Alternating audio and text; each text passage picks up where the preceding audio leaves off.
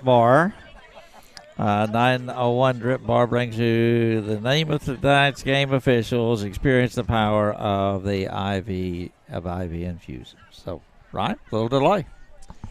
Yeah, I mean, it's really unfortunate what happened over there, but looks like they are going to be en route to the medical facility to get that handled, and hopefully we can get the ball game going soon. Yeah, they are shutting the doors to the ambulance right now, so we hope and pray for the best for the patient.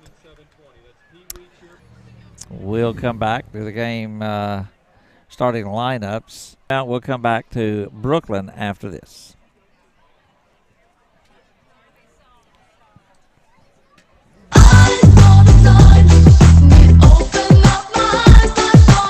At the Sign Shop in Wynne, Tawana can make you any kind of sign you need. Magnetic signs, campaign signs, aluminum signs. She does vinyl. Tawana, 870. Always in balance. Darling Andrews, bookkeeping and tax service. Out with the old and in with the new. As the seasons change, so does our inventory of County Line Irrigation. There is no need to wait. You find what you need before everything gets picked up. If you want it, there is a chance we will have it at County Line Irrigation. Look locally and see what your local businesses have to offer. That's County Line Irrigation, located on Highway 1, 5 miles south of Wynne. Come and see us or give us a call at 870-238-5500. That's a store that is where you'll find friendly spaces with smiling faces. Come back to Brookland, everyone. We are just about to go. Sponsor is Shelter Insurance.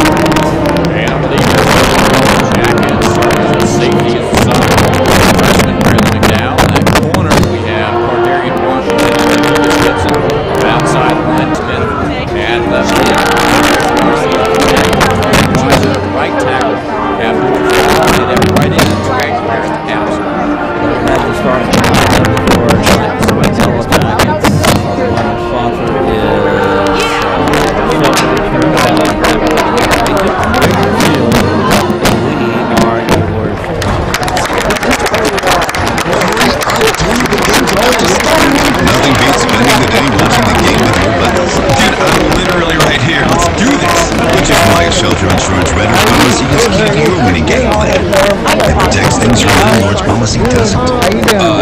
Dude, where's your TV? Like that flat screen TV that just got stolen. Main Melody Avenue, at 723 South Dallas Boulevard in Wynne. Give me a call at 870-238-3655. Welcome back, everyone, to Brookland.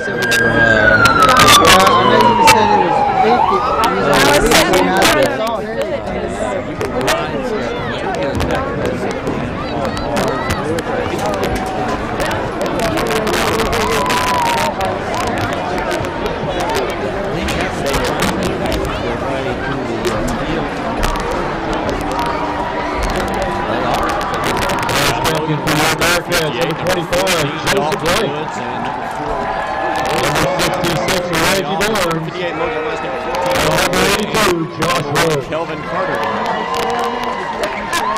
Yellow jackets in their low flats.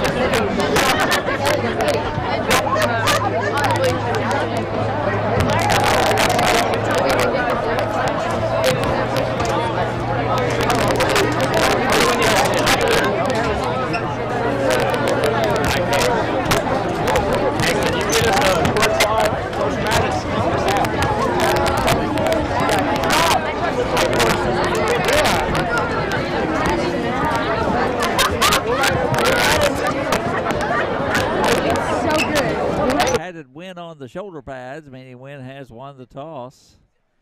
And Yellow Jackets have, I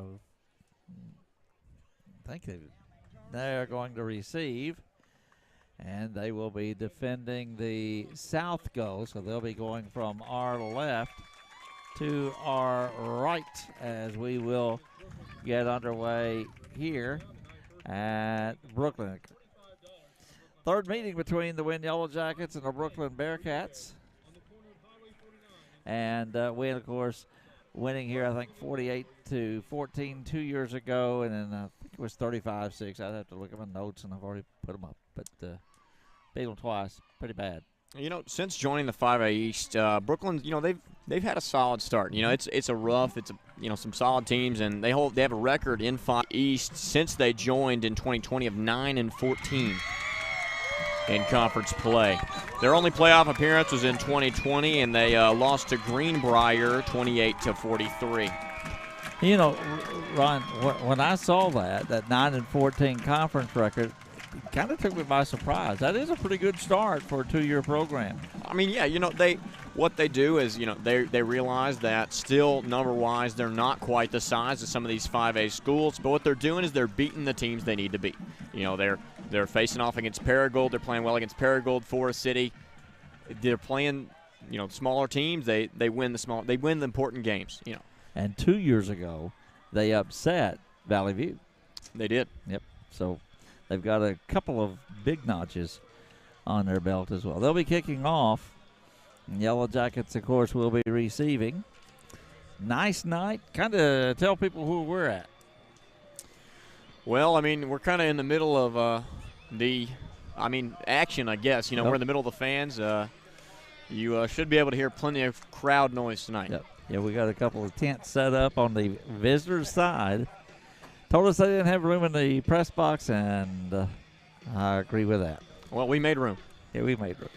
On the coaching philosophy of Mark Hensley, we had a little bit of a note about that earlier, but really his big philosophy about how he's treating his games. He's saying they've got a lot of good teams ahead of us, and he thinks that his role is just making the kids step up to expectations.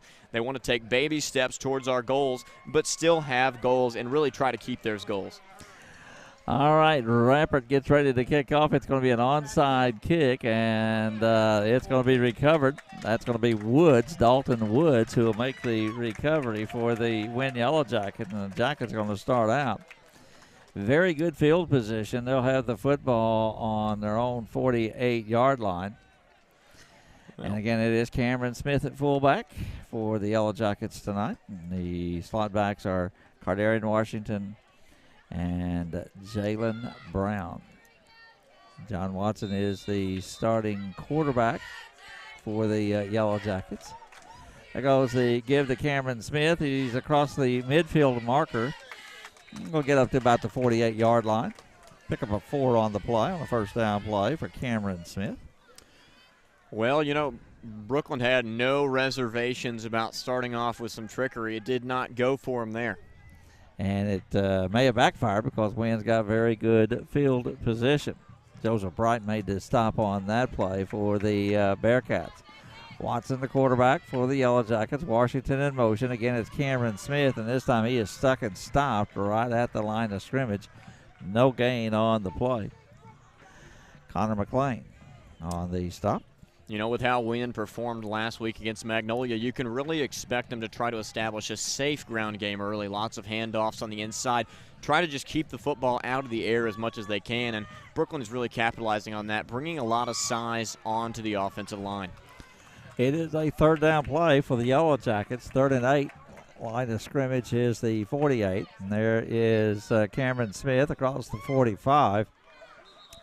He'll only get up to about the 44, so that's going to be short of the first down by about 5 yards. Webby there to make the play for the Bearcats. 4th and 4. And they're staying on.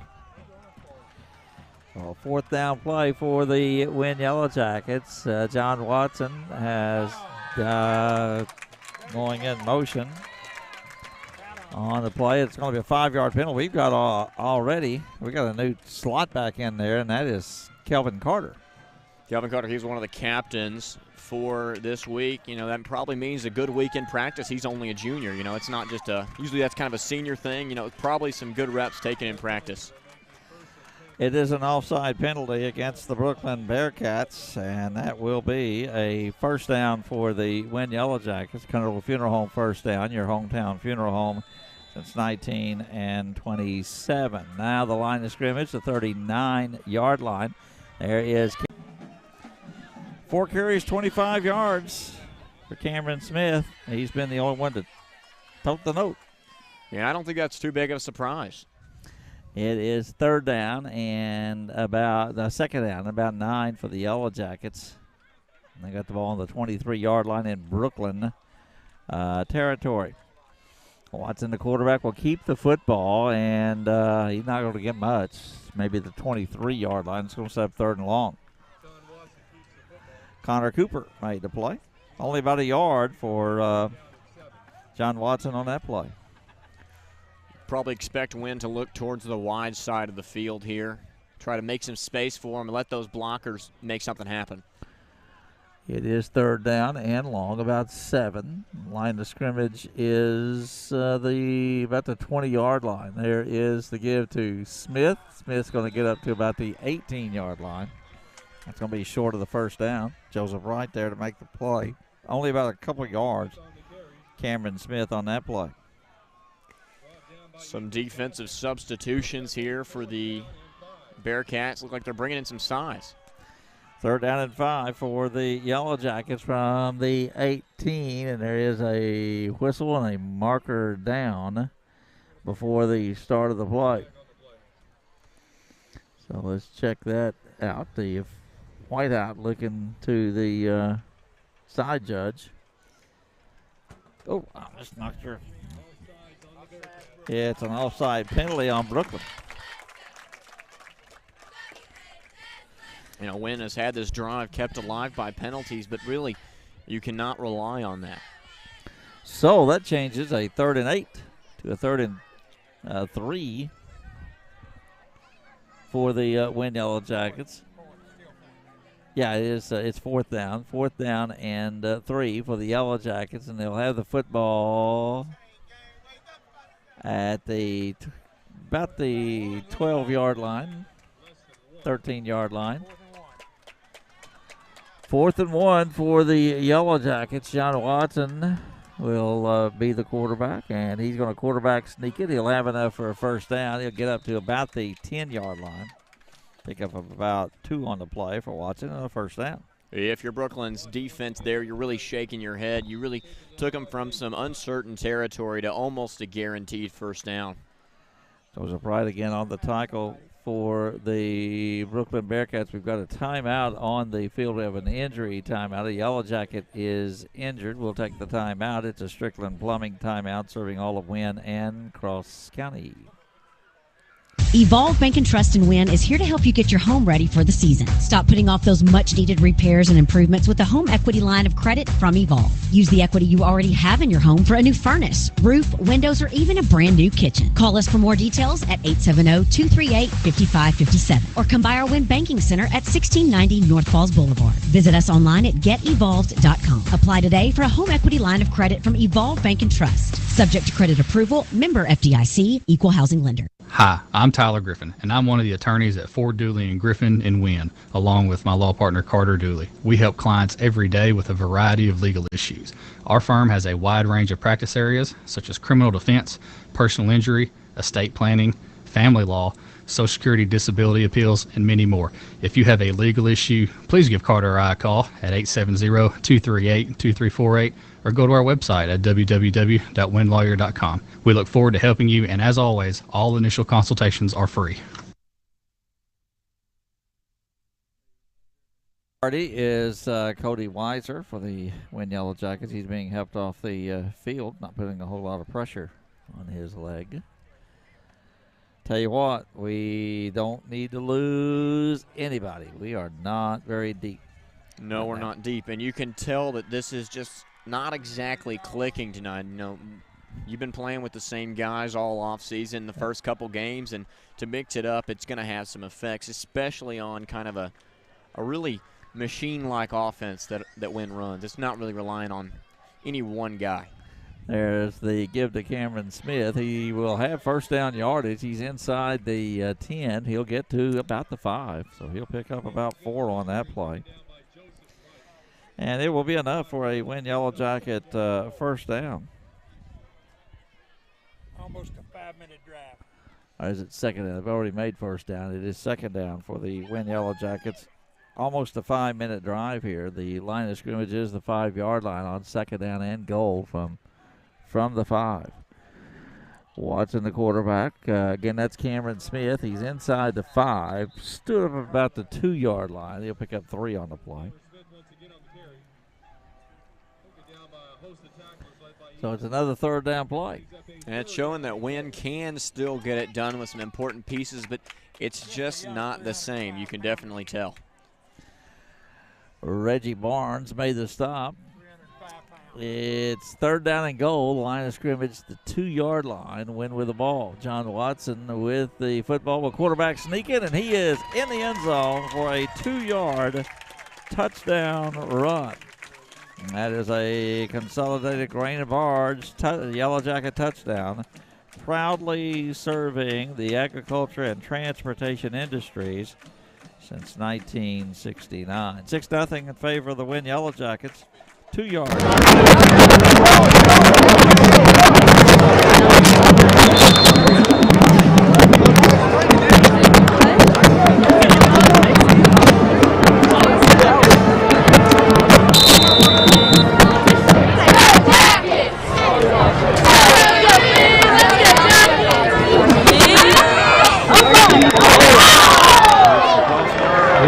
Is no good with 6:33 remaining in the opening quarter.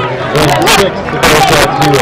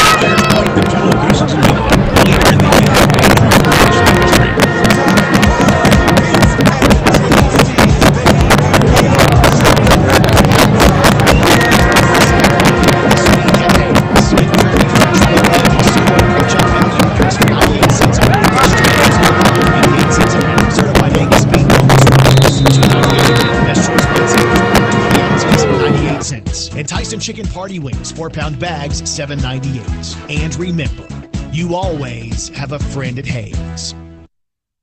Kickoff taken at the 10-yard line, and he is smothered and down at about the 21, and that's where Brookland will take over first and 10. Your thoughts on the first drive? Well, I mean, it was a little slow. You have to notice there was a couple fourth down conversions, and that's not really what you're wanting if you're Wynne. I mean, you know you're missing some key pieces. You expect some things to look slow, but right now it just does not seem like every single player is executing, doing their job.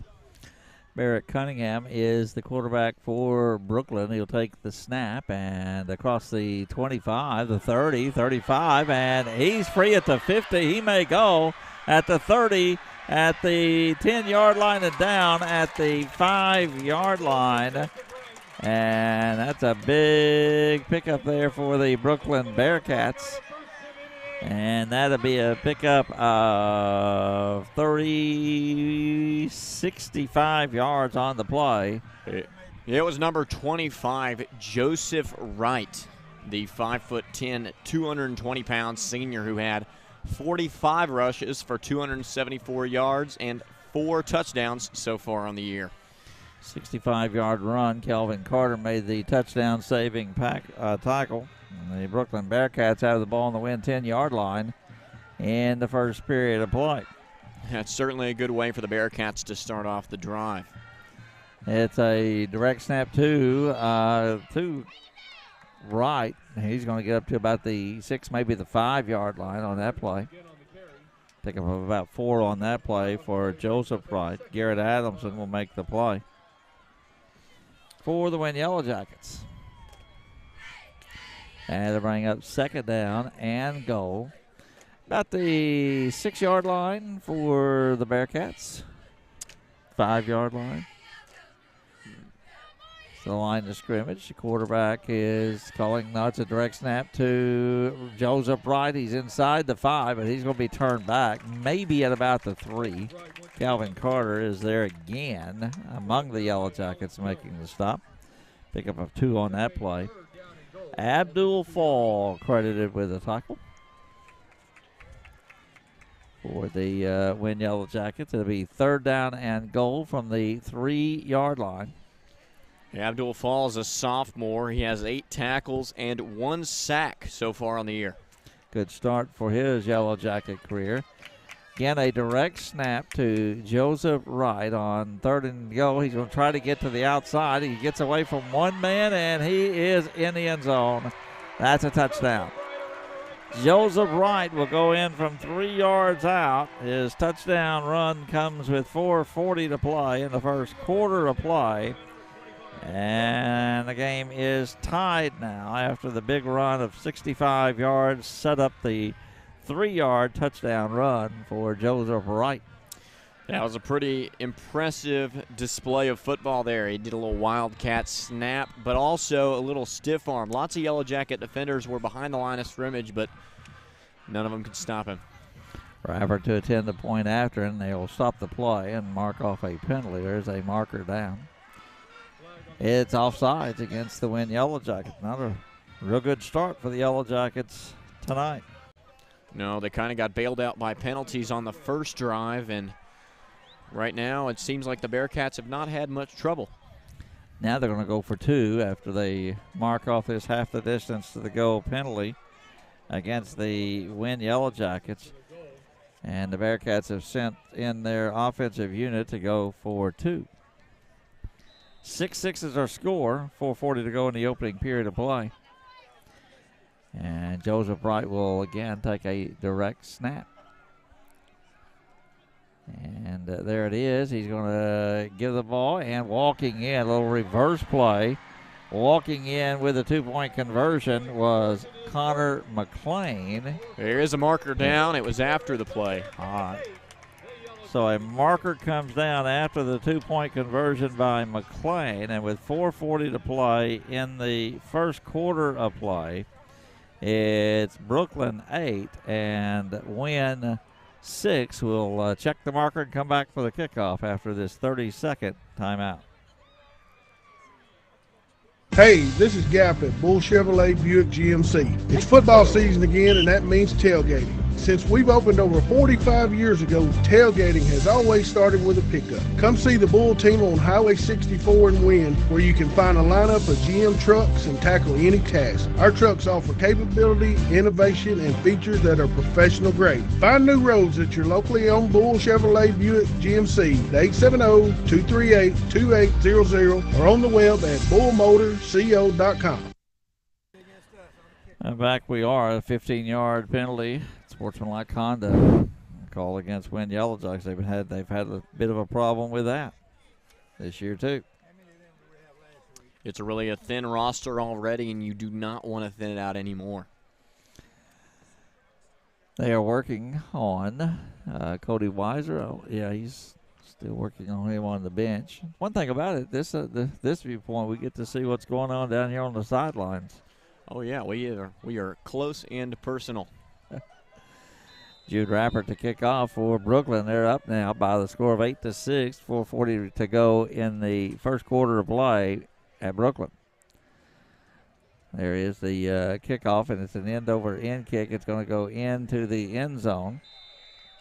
You know, I have to look back at my 2 Brookland games, Ryan, but this may be the first time Brookland's ever led Wynne. You may be correct. Yeah, because both the other 2 games were blowouts, so. Yeah, if they did, it would have to be maybe a field goal early, something like that. I don't know that personally, but maybe early in the game they got a score and that was it.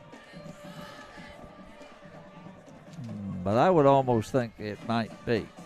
So the line of scrimmage will be the 20-yard line for the Wynne Yellow Jackets, and they are down here with 4:40 to go in the first period of play, 8-6. Watson, the quarterback, there is Cameron Smith. No, that's Kobe Davis. Kobe Davis back in the game for the Yellow Jackets. And he'll get up to about the 27-yard line. So Cody Davis is back in after taking the first series off. He picked up 7. Webby made the stop. They had some ball security issues last game, and they were, trying to explore some other options to try to, I guess, keep the ball in the hands of the Yellow Jackets. And this time out again is Kobe Davis, and he's going to get up to about the 29, maybe the 30-yard line. See if he got enough for first down. I think he's just short. So it'll be 3rd and short. Spratt made the play. Jackets are 0-2 in third down plays, but they converted 4th down plays after not making them. Now it's 3rd down less than a foot. Watson, the quarterback for the Yellow Jackets, and Kobe Davis is across the 35-40, and he's going to get up to about the 42-yard line. Junior running hard. He'll pick up 13 yards on that play. And that will be enough for a Yellow Jacket first down. Overshine made the stop. That is a Will Kill Pest Control first down. Call the Hitmen at Will Kill. From the 42-yard line in their own territory, Watson is the quarterback. Keeps the football, and he's across the 45 to the 46-yard line. The Brookland Bearcats have 2 defensive players tied for the most tackles on the team. Number 25, Joseph Wright, has 18 tackles, and so does number 82, Josh Rose. Joseph Wright is a hoss. I wonder if he comes off the field. I don't think he does. It's 2nd down for the Yellow Jackets and 6. The line of scrimmage, the 46-yard line, win with the ball in their own territory. Watson to Davis. Davis across the 50. He's to the 44-yard line. 10 yards on the play. Shoestring tackle there by number 19, Ty Hillis, the free safety. He's a 5'9", 160-pound junior who has 11 tackles this year. Good block there by Will Bostic to open up the hole. 3rd first down of the ball game for the Yellow Jackets. Bobby Lanall's first down. Expect the best at Lanall's Body Shop. From the 44-yard line, Wynne now in Brookland territory, trailing 8-6 here in the first quarter. Pitch out. That is carrying the ball is Carter. Carter's in the secondary at the 20, at the 10, and that's going to be 44 yards and a touchdown for Calvin Carter. Now, if I'm correct, I think that's his first ever touchdown as a Yellow Jacket, and that's a good one to start on. Comes with 2:33 to go in the first quarter play. Wynne has reclaimed the lead now at 12-8. They will go for 2 here with a 44-yard touchdown by Calvin Carter, a consolidated grain and barge touchdown. Proudly serving the agriculture and transportation industries since 1969. And there's a marker down, and it's going to be offsides on the Bearcats, and that's going to be half the distance to the goal. So instead, the Yellow Jackets will go for 2. They were going to go for 2 anyway with a score 12-8. Now it's just about a yard closer. Watson quarterback sneak, and he'll power his way in. Let's see, no signal. Yes, there it is. He's in for the 2-point conversion. And with 2:33 to play, still in the first quarter of play, the score now is the Wynne Yellow Jackets 14 and the Brookland Bearcats 8. Hello, fall. Hello, football, tailgating, and cool morning walks. We all look forward to this time of year, so don't let a little neck and back pain spoil your fun. Let Dr. Ungerank at Ungerank Chiropractic Clinic in Wynne get you ready for fall with a little spinal adjustment, spinal decompression, or cold laser therapy. There's no appointment needed, so bring life to an old friend. You're back at Ungerank Chiropractic Clinic, 711 Eldridge Drive in Wynne. Call 238-8210.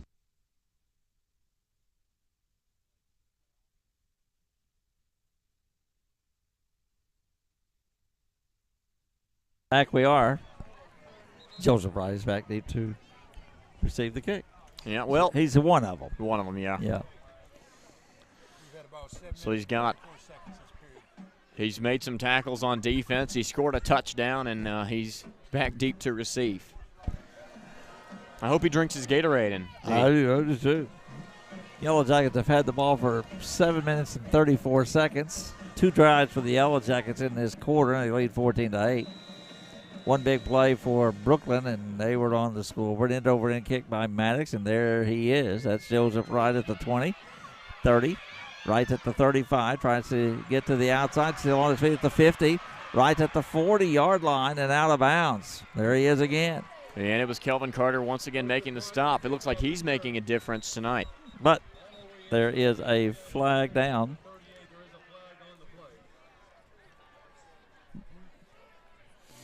There is a flag on the play. Ooh, a face mask on the Yellow Jackets. And that's going to tack 15 onto the end.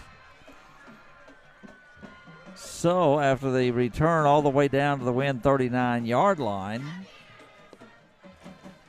it's going to be a pickup down to they're going to mark it at the 30, there they're marking it now. And it's going to be inside the 30-yard line. Well, something to note is that while Brookland had a slow start in their victory against Westside, only scoring 6 points, their scoring production has increased with every game so far. They had 17 points against Gosnell and 28 against Pocahontas. Both of those were losses, but they did see an increase in offensive production, and that seems like it's going to continue tonight. So they'll start from the Wynne 24-yard line. The quarterback will give the football across the 20-yard line. That's going to be Malachi Stennett. Stennett's going to be inside the 20-yard line to the 16. Conley made the stop. 9 yards on the play from Malachi Stennett, and it is 2nd out and 1 from the Wynne 15-yard line. Malachi Stennett's older brother, Aiden Stennett, was a wide receiver and was one of the 3 starters they lost through graduation.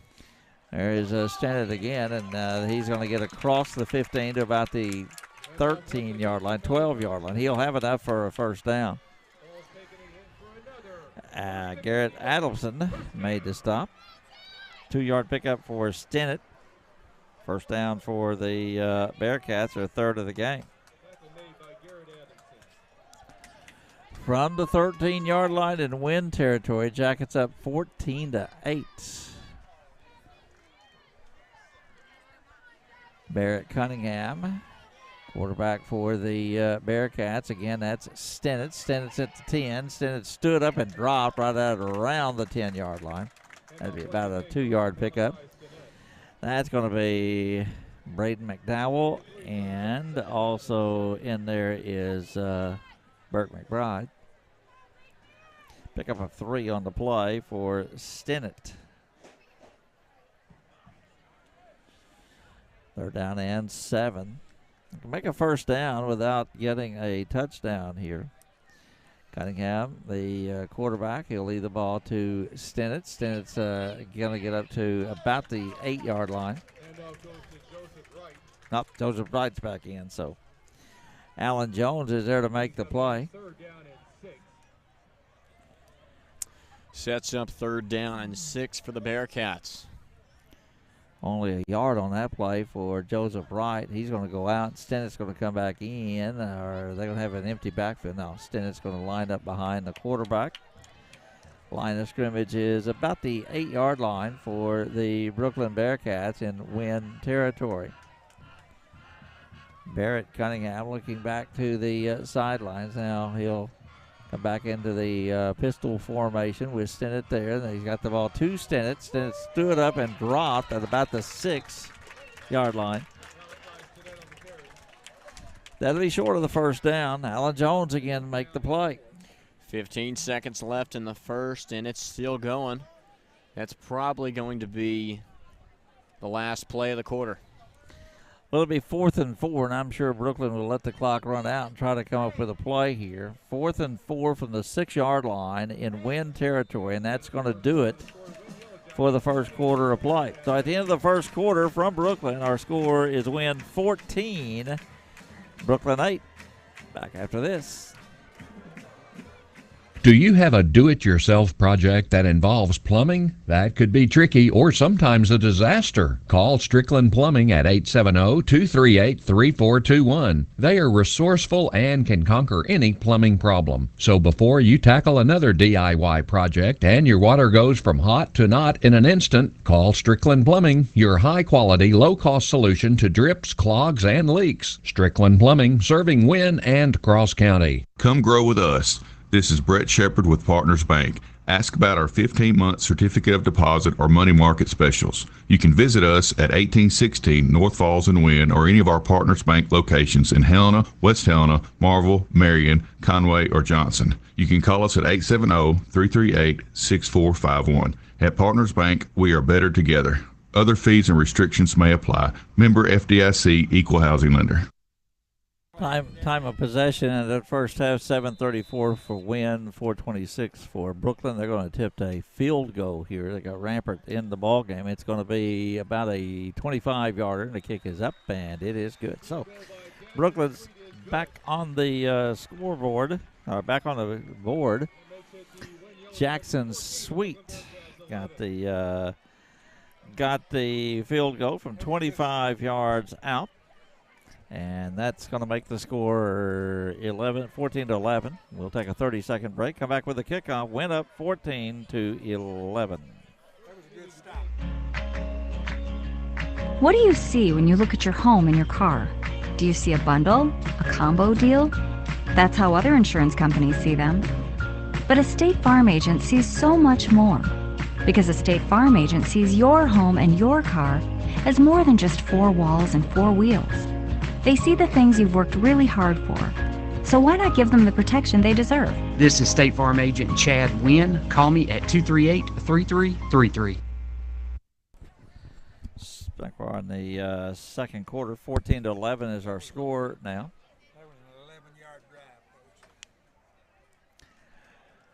And Wynne will try to add to their lead. Pretty tough ball game, Ron.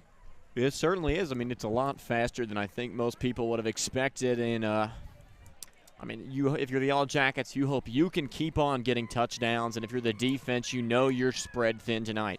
Lots of wide receivers, spreading that defense out thin, and you're losing a lot of key pieces. If you can do what you just did there, holding them to field goals, forget all about reputations, who the team is. You have to win this ball game.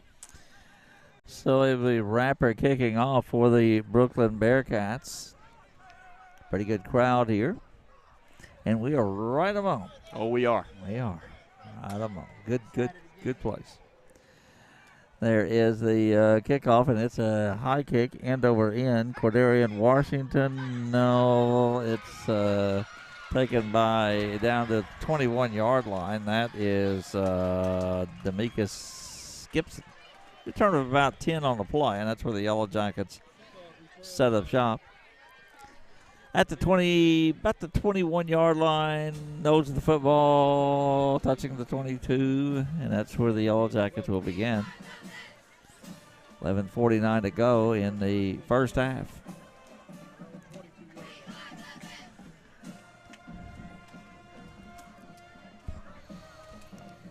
John Watson will be the quarterback. Wide to the left is Alan Jones for the Yellow Jackets. And there is a pitch out. That is Jalen. It's Kelvin Carter. He's at the 40, and he's all the way down to the 31-yard line. Jalen Brown, big yardage on the play. That was Kelvin Carter. Oh, Kelvin Carter, yeah, number one. Kelvin Carter went all the way down to the 31-yard line. And that is a pickup of 48 on the play for Kelvin Carter. He has two carries, Ryan. One for 44 and one for 48. Well, that's a great start, and also he had a great blocking from fellow junior number 8, Cordarian Washington. There is Kobe Davis. He's across the 25, and he's going to get up to about the 21-yard line. That's going to be another Close to 10 yards on the play for Kobe Davis. I'm noticing the defensive front, especially as Kobe Davis comes through the offensive line. You can tell they're making some moves towards the ball. They are really trying to get that out of his hands. You know they've been watching their film. They've had a couple of pretty tense meetings this week. There goes a man in motion. That's Washington. They'll give the ball to Davis. Davis is going to have first down yardage. It's going to be about the 20-yard line. He only had to pick up a yard to get the first down. And the first down for the Yellow Jackets is their 5th of the ball game. Rappert there to make the play. That is a Sheriff David West first down. I'm putting your safety first. So line of scrimmage, the 20-yard line. It is 1st and 10 from there. 19-yard line. Just inside the 20. John Watson, the quarterback, from the 19. Washington in motion. There's Kobe Davis. Stood up at the line of scrimmage. There's a marker coming in during the play, and that's we got a Brookland Bearcat injured as well.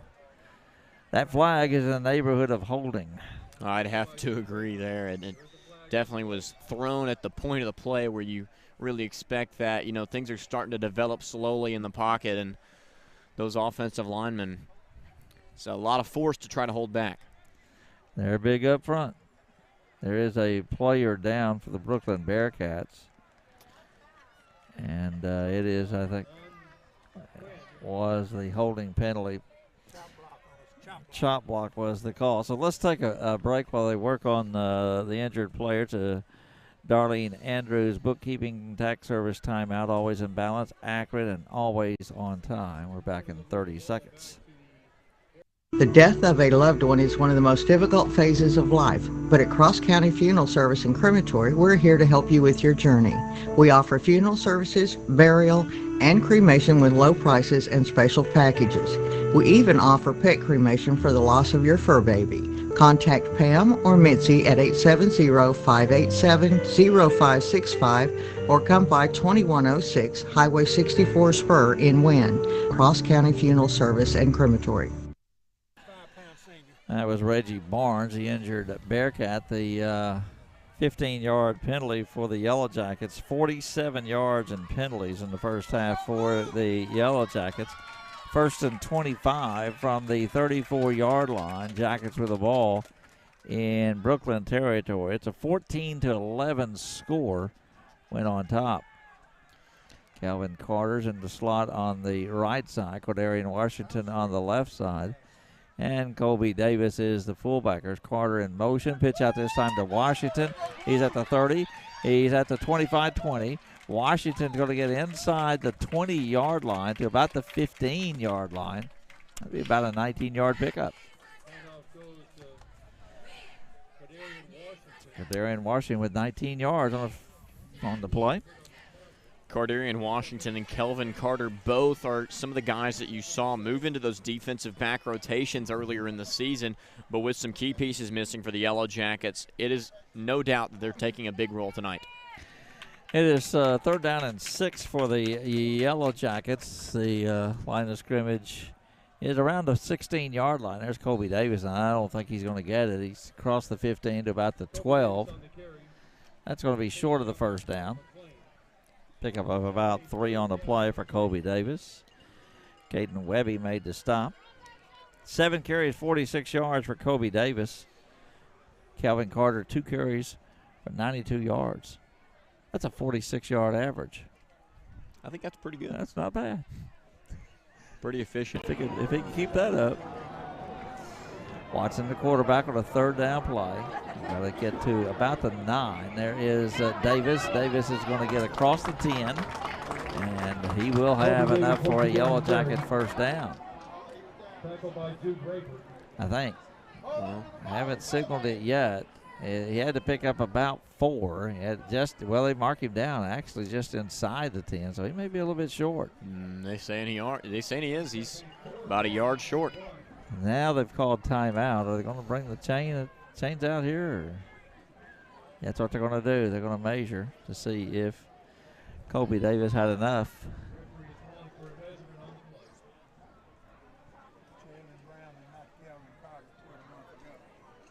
Ooh.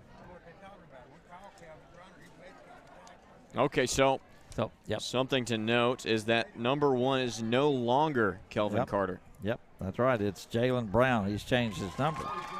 We'll take it too. And that is a Bull Chevrolet Buick GMC. Find new roads. Back in 30 seconds. Lawson Insurance Group of Companies, located on South Falls Boulevard in Wynne, has been in business since 1908 and is Cross County's oldest continuous insurance agency. Lawson Insurance Group is an independent insurance agency, which means they represent several companies and can compare rates to get you the best quote. Vance Lawson at Lawson Insurance Group represents Safeco, Progressive, Allstate, United Home, Farmers Fire, and Trexas Insurance Companies. For all your insurance needs, auto, home, life, or commercial, call Vance or Terry at 238-9600. So it's first and goal for the Wynne Yellow Jackets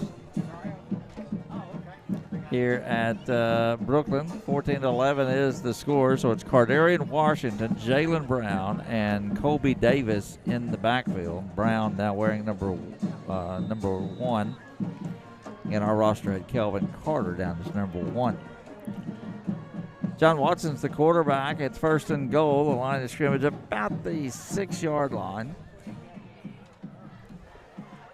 Watson, the quarterback for the Yellow Jackets, up by 3 here in the second quarter. There is Kobe Davis. Davis is in right around the 5. He stood up pretty soon there.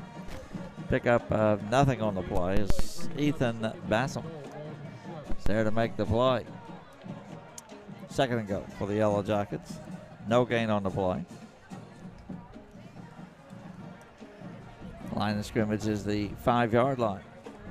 7:49 to go in the second period of play. Our score is 14-11.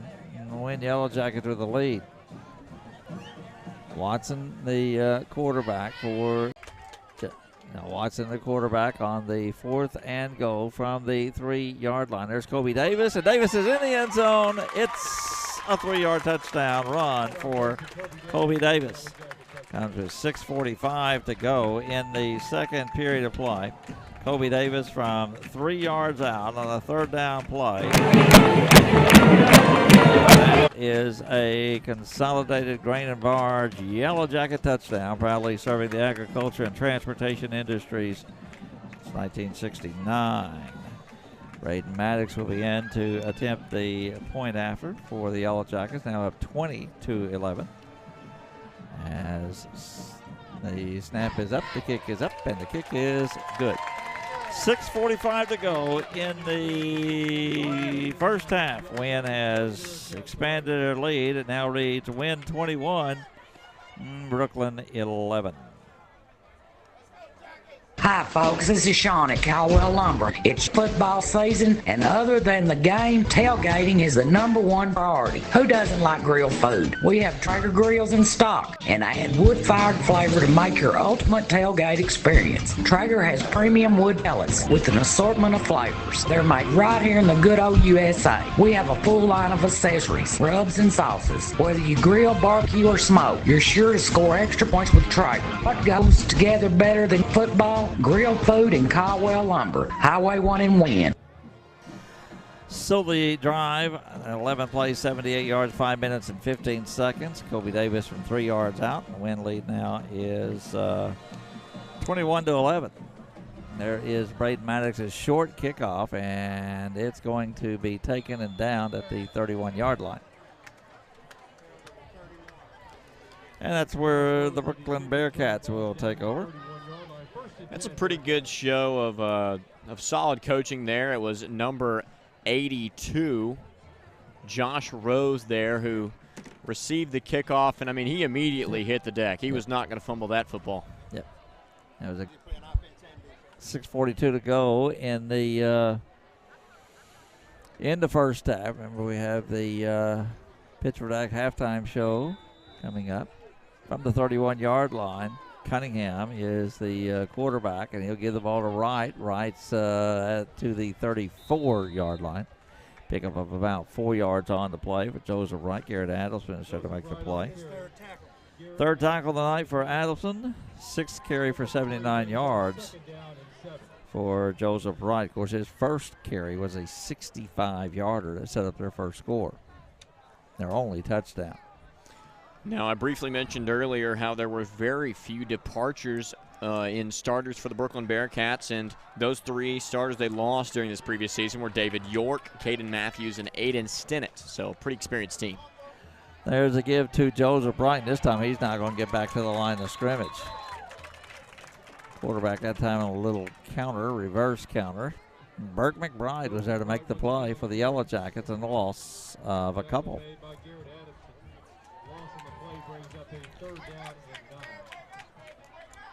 So it's 3rd down and 9 for the Brookland Bearcats. Cunningham, the quarterback, and trying to draw Wynne offsides on 3rd and 9 from about the 32-yard line. Cunningham calling signals for the Bearcats. He's going to drop straight back, throws the ball out into the flat. It's caught, and he's not going to get first down yardage. And you pick up to about the 38-yard line. On the reception was Walker Spears. He'll pick up about 7 on the play. Cordarian Washington is there to make the play. That's going to set up a 4th down play, and the Bearcats are going to kick it away. So that is a Yellow Jacket defensive stop. When you need a good defensive team, give the guys at Ford Dooley and Griffin a call at 238-2348. Good defensive stand. It was a good defensive stand there. I thought it was a pretty good play design offensively, but it just did not get the yardage you needed out of it. It was supposed to be a little bit of a comeback, and, well, number 7, it was Walker Spears got brought down and couldn't get back inside. So we've got timeout on the field now. This is a Conodal Funeral Home timeout, your hometown funeral home since 1927. We are back in 30 seconds.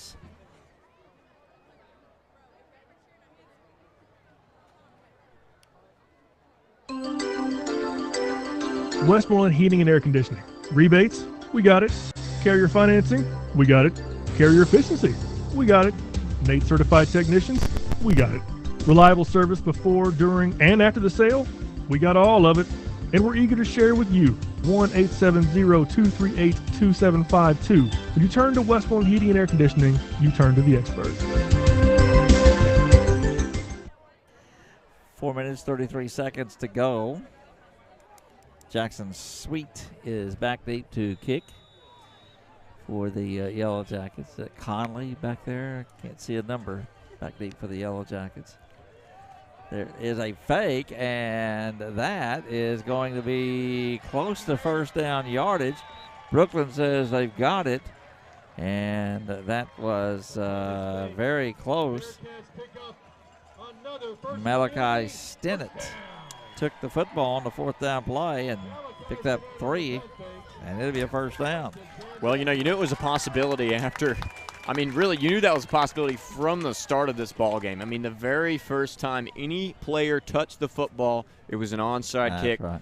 So you knew there might be some trickery involved in this football game, and they said, hey, why not try to shift the momentum to our side right now before things get too dirty?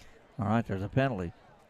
It's a 5-yard penalty against the Bearcats, but is it after the play? Looks like it is. So, false start. Oh, wow. False start, so that is not a first down. So a false start against the Brookland Bearcats. Negate that first down. Yeah, it looks like Jackson Sweet is probably going to have to kick this one for real. I was wondering what 5-yard penalty gives you a first down after the dead ball. There is a snap, and the Yellow Jackets put a rush on, but it's a straight kick. Will go out of bounds, and that's going to be a very short kick, about a 16-yard kick. Depends on the spot. It's going to be spotted at the midfield. No, it's going to be in Wynne territory. Wow, about 46-yard line. Yeah. 12-yard kick. Wow. 47. Give him 13 yards. 13 yards. 47-yard line. 13-yard kick, and the Yellow Jackets will start this possession in Brookland territory Well, they knew the Yellow Jackets were going to come down with a quick rush. They had 3 leading blockers there on that punt, but it just was not enough. So you go from a made first down to a punt of 13 yards. I mean, that's a potential point swing of 14 points. John Watson will be the quarterback for the Yellow Jackets with Jalen Brown, Cornelius Washington. There goes Brown in motion. They'll pitch the ball out to Washington. Washington is trying to get to the outside. Boy, he made a good move there. Gets away at the 40, 30. He's at the 20-yard line, and he is thrown out of bounds. There is a marker down, so it's probably going to come back. Good move out there, but it's going to come back. It is starting to become a trend. Any type of these plays that are taking a little bit to develop behind the line of scrimmage, you notice those offensive lines' hands start to move outside that area that they can really operate. So a 10-yard penalty for the Yellow Jackets. Jalen Brown will, it's a 10-yard penalty against the Wynne Yellow Jackets.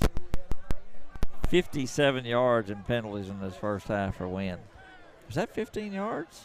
Spot foul. Yes. Yeah. So already, that was a problem last week, and it looks like it's not entirely resolved. So the line of scrimmage now is in Wynne territory at the 45, and they've got to get to the Brookland 36 to pick up a first down. So it is 1st and 19 for the Wynne Yellow Jackets. John Watson will take the snap and drops back to pass, and he's going to throw the ball out long and incomplete. That was Rashad Conley out there just through his hands. Pass incomplete. Really kind of in between him and Alan Jones. Yeah, that was kind of that was an example of probably not too many reps of throwing passes in practice. You'd almost notice Rashad Conley. Well, we're on radio, so they didn't see that. But, we almost noticed Rashad Conley slow down a little bit, expecting the ball to be a little closer to him, and it actually was a really well-placed ball. He had just kept going. Yep.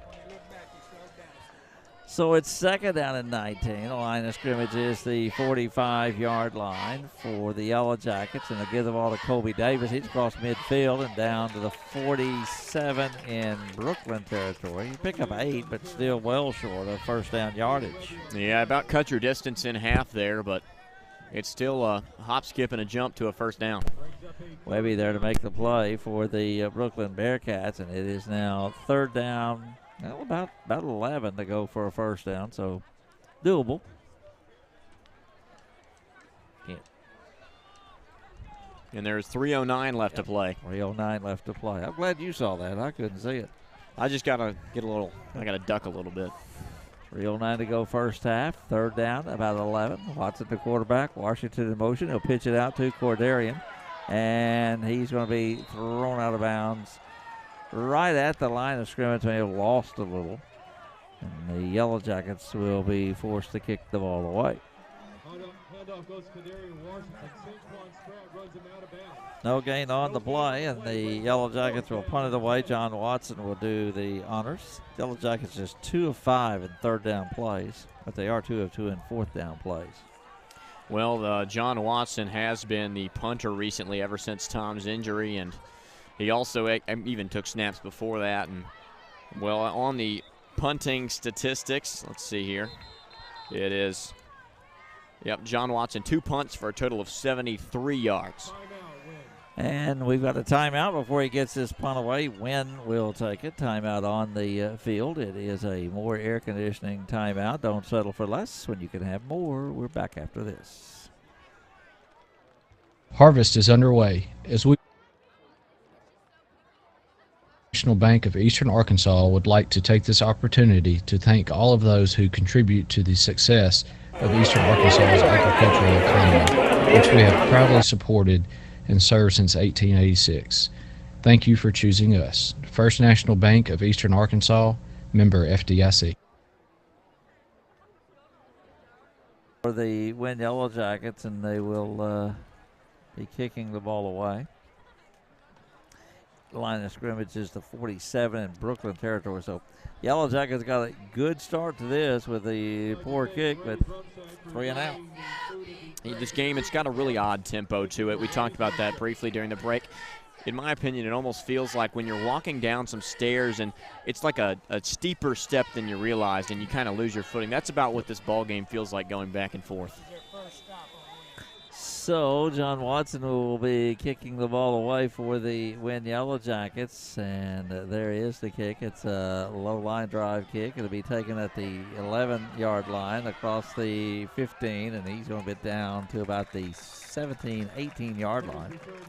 It's a pretty good punt there. Did the job of switching that field position into some pretty respectable territory. Ball is going to be marked it around the looks like about the 16, 17. Well, it's a 39-yard kick and return. Well, what do we got? We got a marker down, or I'm not sure. Wynne Yellow Jackets are huddled around the referee at the 40-yard line, but I haven't seen a flag. No, I don't see a flag. But the officials are talking it over at the 40-yard line. Now the Yellow Jacket defensive unit is heading back to the line of scrimmage.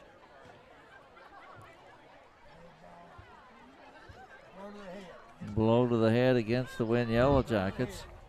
Oh, there it was. It was just we couldn't see it because of the. So, I think it's against them. I think he signaled against Wynne first, but then he changed his signal, and it's going to go against Brookland. And they're starting at the 16, 17-yard line, so it'll be half the distance to the goal. Yep. And Brookland will start about their own 9-yard line. So that's going to negate any return that they made on that punt, and it's going to stick the Bearcats in between a rock and a hard place to start off this drive. And if you're the Bearcats, this is really one where you would like to hopefully score, more importantly, score a touchdown. You know, you're down by 9 points, 2:37 left in the half. This is probably the last drive we're going to see unless it's a relatively short possession. 2:37 to go in the quarter. It's first and 10. The line of scrimmage is the 8-yard line. The Bearcats with the football and thrown for a loss back at the 3-yard line. That's going to be Joseph Wright on the carry. And making the play was Garrett Adamson back at the 4-yard line. So a loss of 3. So Wright had 65 yards on his first carry. He's picked up 15 cents. He has slowed down a little bit. Garrett Adamson is a lineman. He only played offensive line last year, but thanks to shedding off a lot of weight and putting on some muscle, the coaches were really excited to use him defensively. Second and 13 on their own 4-yard line. Cunningham, the quarterback, will give the ball again to Wright, and he fumbles the football in the end zone, or is it a safety? It's a safety. The Yellow Jackets are going to get him. He did not fumble. That's Joseph Wright, and it is a safety for the Wynne Yellow Jackets in the end zone, a loss of 4 on the play, and a safety as the Yellow Jackets will build on that lead. I think Will Bostic may be the guy that got in there, number 61. Wow. I think that's who it was. Will Bostic.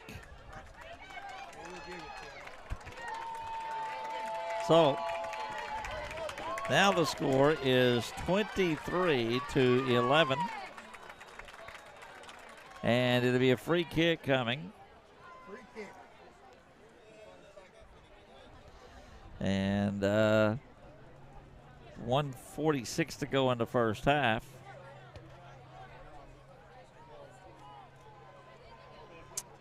Yeah, it's going to be Jackson Sweet to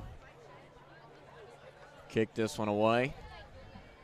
You got the choice. You can either punt it or place kick it, free kick it. I've almost always seen the kickoff, just a kickoff. Yeah, I think that's what we're going to do now. Yeah, usually I've seen a punt, but I mean that's. I don't know that I've ever seen that. Not after a safety. I don't know I have.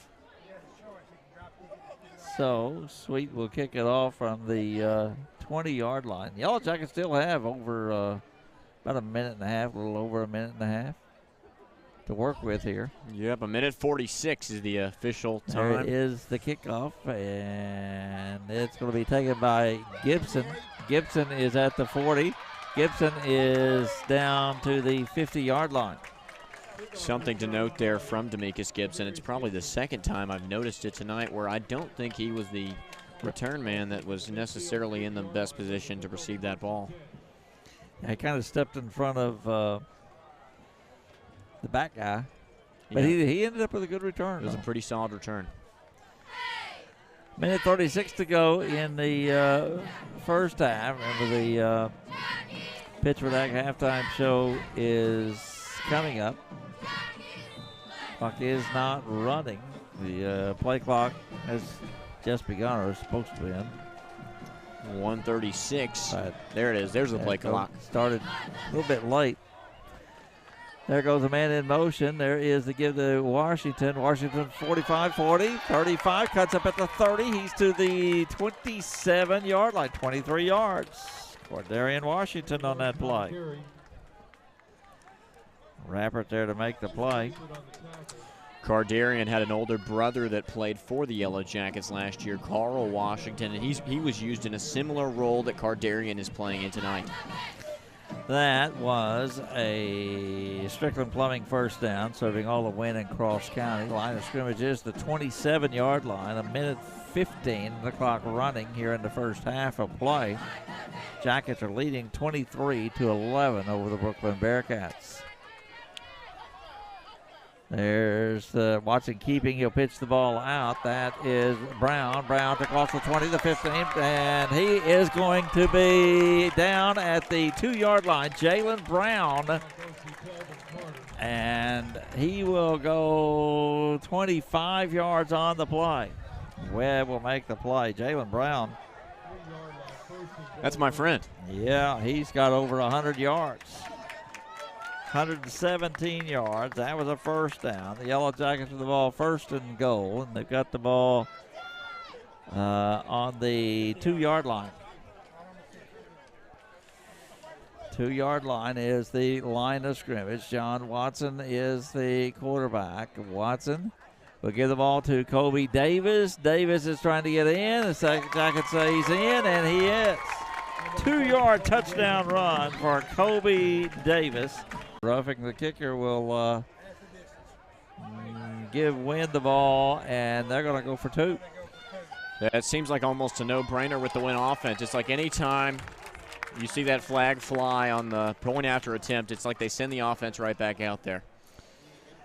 So the score is 29-11. Well, Thomas Owens, he is injured, but you see him on the sidelines. He's always there with a fist bump or a high five, and there to cheer up a teammate. Saw him giving Siler Holbrook a handshake after that play. Does not surprise me. He's a good senior leader. Quarterback Watson, quarterback sneak, and he's in. It's a 2-point conversion attempt with 46.5 seconds to play in the first half. Our new score now, the Wynne Yellow Jackets 31 and the Brookland Bearcats 11. Bobby Lanaw's Body Shop would like to thank our dedicated customers who have entrusted their vehicles to us since we opened in 1986. Our team is professional and our main goal is to please you. So, as always, expect the best at Bobby Lanaw's. Speaking of the best, the Wynne Yellow Jackets are the best, and Bobby Lanaw's Body Shop proudly supports the Jackets. Bobby Lanaw's Body Shop, located at 109 Harris Street South behind Little Hayes. Call 238-4455. Back we are with 46.5 seconds to go. The Yellow Jackets. What was that drive? 3 play on that drive. 50 yards, and just took 58 seconds after the safety. And Wynne has scored, 10 points in the last minute 46. All right. Up to a 10-point lead on the Brookland Bearcats. Maddox's kickoff is going to be landing on the 10, and it will little miscommunication there with the kickoff team. Got lucky and goes in the end zone. Yeah, his first kickoff attempts were really some high-flying, shorter footballs, and that one was a pretty well-struck ball, and it was able to go in for a touchback. Go ahead. No, mine's not important. If you have something actually important to say. All I was going to do is get the time. Okay, well, I'll give it 45.6 seconds left to play in the half, and I was just marveling at the concession stand oddities here at Brookland. I'll tell you in a second. Yeah, I'd like to hear that. Quarterback is Cunningham, and again, he'll give the ball to Wright, and he just stood up and thrown down at about the 21. Only a pickup of a yard on the play for Joseph Wright. They may be satisfied to get into the locker room. Abdul Fall again, the tackle. Something you cannot help but notice here at Brookland is that looks like they're selling chocolate-covered cheesecake on a stick at the concession stand. Well, why didn't you bring me one of them? How is it? I would have to imagine it'd be pretty good. There you go. Got to give me one of them. There's the quarterback rolling off to the left. Cunningham will throw the ball over the middle, and it is incomplete off the hands of the intended receiver. A lot of leg work there by Cunningham. You almost wish that he was able to complete that. He put a lot of work in, found an open man, but just could not hold on to the football. Cunningham just thrown it twice. He's 1 of 2 for 7 yards. The 1.8 seconds to go in the half. I wish you hadn't mentioned that cheese stick on a. I can go get you one at halftime. Third down. And about 8. Just don't let them do any miracles here. That's all you need. Yeah. You got Braylon McDowell. It looks like free safety. He's down back real deep. There's the snap, and there's the give to Wright. And Wright's going to be across the 25, now right at the 25, 24-yard line. Pickup of about 3 on the play, and that's going to do it for the first half. At the end of the first half, our score is the Wynne Yellow Jackets 31, the Brookland Bearcats 11. It is time now for the Pittsford Ag halftime show.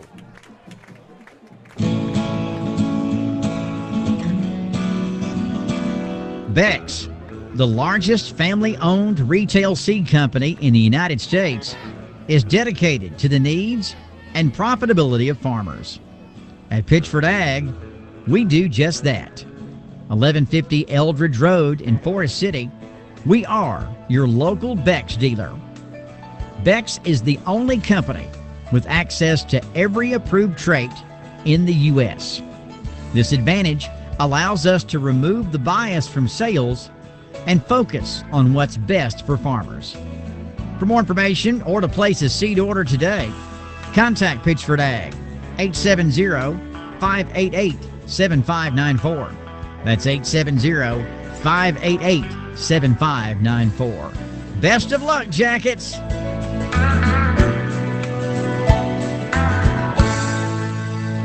Taylor Arms reminds you that archery season opens September 24th. Youth Modern Gun season opens November 5th, and for everyone, November the 12th. And Taylor Arms has the new Matthews V3X bows. Crossbows from the Mission Line, 10-Point and Raven. Arrows from Carbon Express and Gold Tip. Game cams from Moultrie, Stealth and Brown. And targets from Morel and Blanc. And Taylor Arms also has the 24/7 coin machine so you can keep those to your face. And don't give yourself away by swatting mosquitoes. Jared has Thermocell to keep them at bay. Get armed at Taylor Arms, Highway 64 in Wynne. The new COVID vaccine booster is now available at Caldwell Pharmacy in Wynne. Hi, this is Max. If you've had the Moderna or the Pfizer COVID vaccine and it has been over 2 months since your last vaccine or booster, you're eligible to receive this new booster. No appointment is necessary. Just stop by Monday through Friday, 8:30 to 6 at Caldwell Pharmacy, 804 South Falls Boulevard in Wynne. And remember, we want your business. Hello, this is Cross County Sheriff David West. It's exciting to watch our student athletes compete during Yellow Jacket football games. Officials help keep our players safe on the field by making sure the rules of the game are followed. It's my job as your sheriff to help keep everyone safe off the field by making sure our laws are followed. The Cross County Sheriff's Office would like to remind everyone to stay safe always by wearing your seatbelt, obeying posted speed limits, and never drink and drive. Thank you. Red River Ford Toyota, located at 1903 North Falls Boulevard in Wynne, is the fastest growing Toyota dealership in the state. They currently have up to 700 pre-owned vehicles available and have a need for additional pre-owned vehicles. So give them a call today at 870-238-7770 to see what they can do for you. They've also got great deals on new vehicles, and they'll deliver to you. Visit them online at redriverfordtoyota.com or in person at 1903 North Falls Boulevard, Wynne, Arkansas.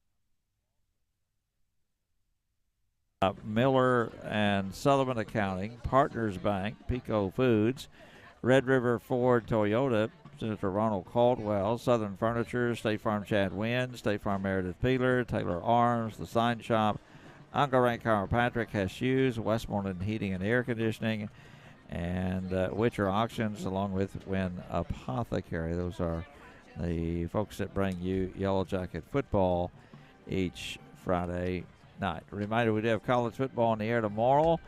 The Arkansas State Red Wolves will be taking on Old Dominion in Norfolk, Virginia. That game starts at 5 o'clock Central Time. Our broadcast starts at 3 o'clock. AM 1400, FM 102.9, and 106.9, Oldies 102.3. And Arkansas State is at Texas, is playing Texas A&M in Dallas. That is a 6 o'clock kickoff, 3 o'clock broadcast on Country 92.5. Homecoming is coming up in a few weeks. Dusty Meeks was a Yom Patrol guest earlier in the week, and he did talk about the homecoming festivities and some of the things that's going to be going on. So we're going to bring that to you next during the Pittsford Ag halftime show. We'll return with that after this.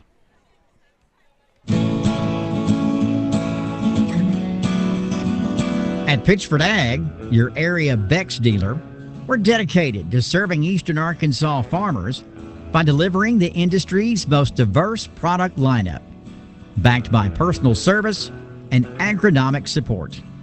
From localized recommendations to product selection and weed management insights, we are proud to put on our boots and walk side by side with you every season. Pittsford Ag, your area Bex dealer, located at 1150 Eldridge Road in Forest City. Contact Doug Pitchford, Cody Baskins, or Heath Oxner at 870-588-7594 for more information or to place an order today. Pittsford Ag and the Yellow Jackets, only the best is good enough.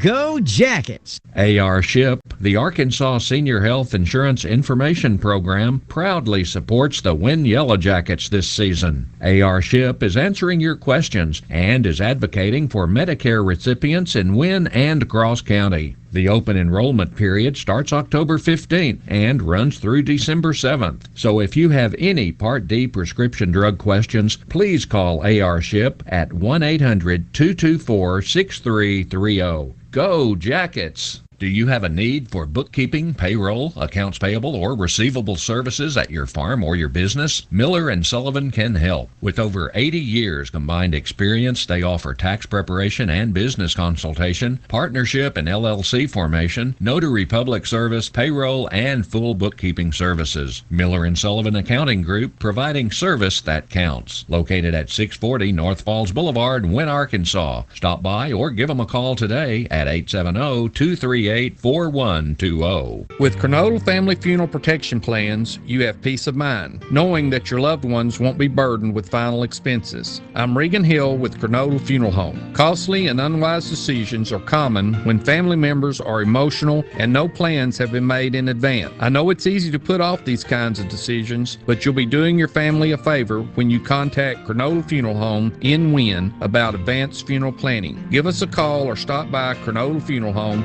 315 Union, Wynne, Arkansas. Pico Food says good luck to all the players, coaches, cheerleaders, and marching bands taking the field tonight. Under the lights, it's not about who's in your path, it's about who's in your huddle. And Pico Foods is a proud teammate and supporter of local communities and the state's agricultural producers. Learn more about Pico Foods' mission to support producers in Arkansas and Missouri by calling David Durham or James Chester, 870-202-7101. In Alabama and Mississippi, call Craig Bird or John Taylor Hickman, 601-670-9383. Homecoming week is 3 weeks away for the Wynne Yellow Jackets. Wynne High School Principal Dusty Meeks was a guest on a Yaw Patrol program this week and talked about Wynne's homecoming week. Something that we brought back last year was our homecoming parade. This year we're going to have that again, except the route will go along Lemons behind the stadium and along the side of the primary and intermediate school and down to the junior high. So it's going to be at 1:30 on that Friday, so anybody wants to come out for the parade, come out and line the road. It's going to be kind of like Hot Springs, the world's shortest St. Patrick's Day parade. We might have the world's shortest homecoming parade, but it's going to be exciting for our student body. And that sounds great. What is the date on that? October the 14th. The 14th, okay. All right, sounds good. 1:30 parade. And everyone in town should turn out. Yeah, we'd love to have everybody come out. We, last year it was a couple of our students' idea to bring it back, and they did an exceptional job of it. We kind of took the feedback from our students and staff and everyone and shortened it down a little bit. And this year we're going to add floats. The clubs will have floats in it and some different things and try to take care of it. I think we about killed our band last year. They walked the route and it was pretty long for them and it was hot. It was one of those exceptionally warm October days. So we shortened it down to help them out since they're having to walk the route. That sounds good. Will the parade, does that take the place of maybe a pep rally on that Friday No, we'll afternoon? still have all the pep rallies. We'll have I think they're going to go to the junior high first thing in the morning, and then the intermediate and primary will come to our campus, and then we'll have a pep rally at 12 o'clock that day in the arena, and then the parade will follow after. Okay, so pep rally first and then the parade. Yes. Okay, yes. I was trying to get a time frame, and if the parade starts at 1:30, it's a full day of events that day. Is. It's you know how homecoming is everywhere. It's a full day. It's an exciting day for our students and student athletes and everything. So, and obviously community and homecoming as far as reunions and things like that. So we're just excited to welcome everybody back and have that day. So it'll be really exciting. Like I said, it'll be our first home game in quite a long time, it seems like. So yeah, it will. Do you still have the theme days where you get to wear different things on different days? Cool. Actually, this year they went with a week-wide theme. It's kind of a Wizard of Oz, so it's there's no place like WHS. So each day is kind of tied into the Wizard of Oz, and it's a district-wide, so all the schools are doing the same thing each day. So it's going to be really good as far as district-wide theme and so forth. So that's what we'll have activities each day. Like each day during our advisory time, they're going to have class competitions. Last year we did a hidden spirit stick in which it's hidden somewhere on campus or around town, and they get clues, and this class that finds it gets points. And at the end of the week, we give away the homecoming cup to the winning class, which they kind of get that for the year, and then we pass it around each year. So it brings a lot of our school involvement, school spirit, kind of class unity, and it's really exciting week all the way around. It's really, last year it was kind of the beginning of the year, we had a lot of changes and everything, and that kind of really reunified us and kind of led us into a really good time there at the high school. So, like I said, we're excited for it.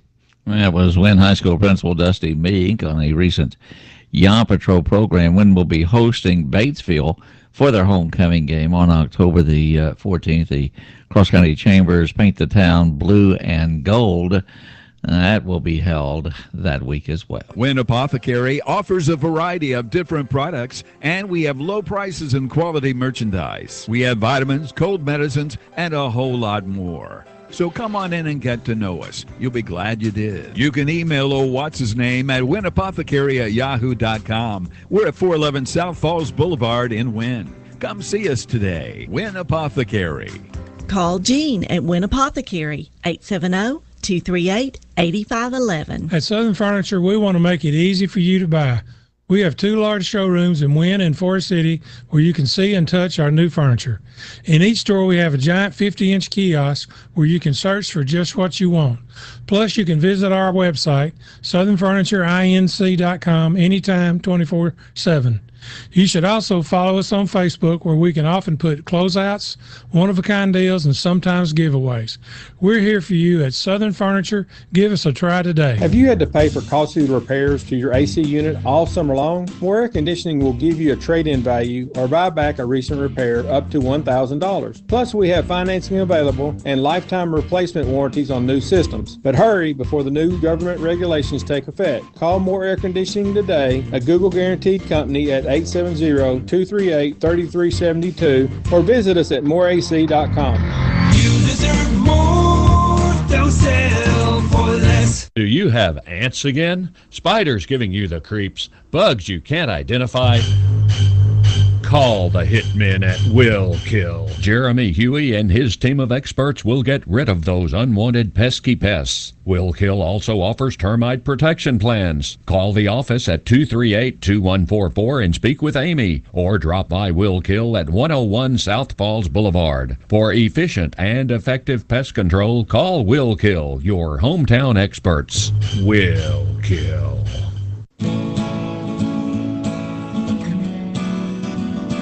At Pitchford Ag, your area Beck's dealer, we are farmers at heart.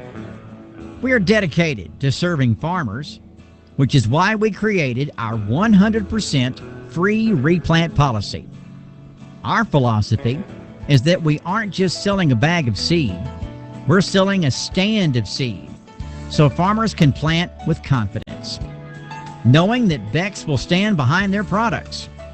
If there is ever a need to replant a field of corn, soybeans, wheat, or milo, Beck's will furnish the seed and royalties free of charge. No other company can provide that peace of mind. Call Pitchford Ag at 870-588-7594 to place an order today.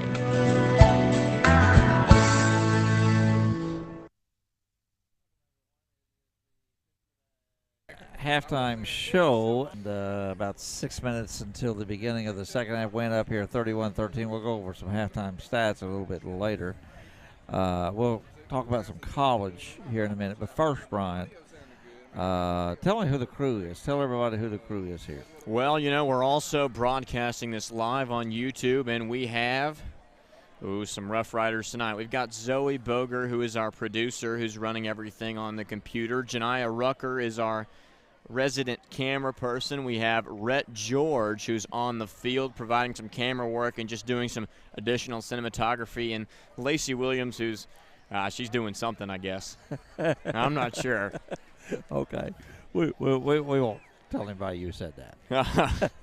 Well, that'll be our secret. She's just being helpful. Yeah, she's she is. running She's around. kind of the gopher. Mm-hmm. All right, college football. We got some games tomorrow. We do. We have, starting off, we have the number 10 Arkansas Razorbacks are starting off their conference play against the Texas A&M Aggies tomorrow at 6 p.m. The undefeated Razorbacks come off a nail-biting victory over the Missouri State Grizzlies, while the Aggies fought off Miami in a one-score game.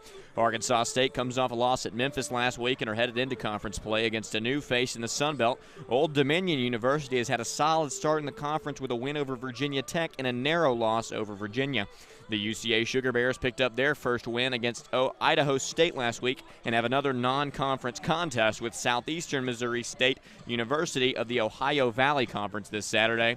And despite facing some difficult circumstances against Oklahoma State last week, the UAPB Golden Lions, now 2-1, jump off conference play against divisional opponent Alcorn State. The 2019 SWAC champions are 1-2 so far on the season, following their win over McNeese State. A primetime matchup in D2 football goes down tomorrow at First Security Stadium in Conway at 6 p.m. Following the release of the Week 4 Division II rankings, the conference game between number 7 Harding and number 9 Ouachita Baptist has the top spot in the Great American Conference riding on it. Additionally, 2 other in-state matchups paint the Division II schedule. The number 24 Henderson State Reddies face the 1-2 Southern Arkansas Mule Riders in Magnolia, and the 2-1 Arkansas Monticello Boll Weevils host the 1-2 Arkansas Tech Wonder Boys. And let's remind everybody, we'll have the Arkansas-Texas A&M game on Country 92.5, broadcast time of 3, and the Arkansas State Old Dominion game on AM 1400, FM 102.9, 106.9, and Oldies 102.3. And that is a 3 o'clock broadcast as well. So college football tomorrow on our stations. Tune in for that. Halftime stats is getting ready to start second half action. I've got the little cheerleaders here. The Bearcats have come out on the field. Let's go over the scoring. John Watson got the Yellow Jackets on the board with 6:33 to go in the opening period. He scored on a 2-yard run. Extra point was no good, and it was 6-0 win. It was a 12-play, 52-yard, 5-minute, 27-second drive. 65-yard Joseph Wyatt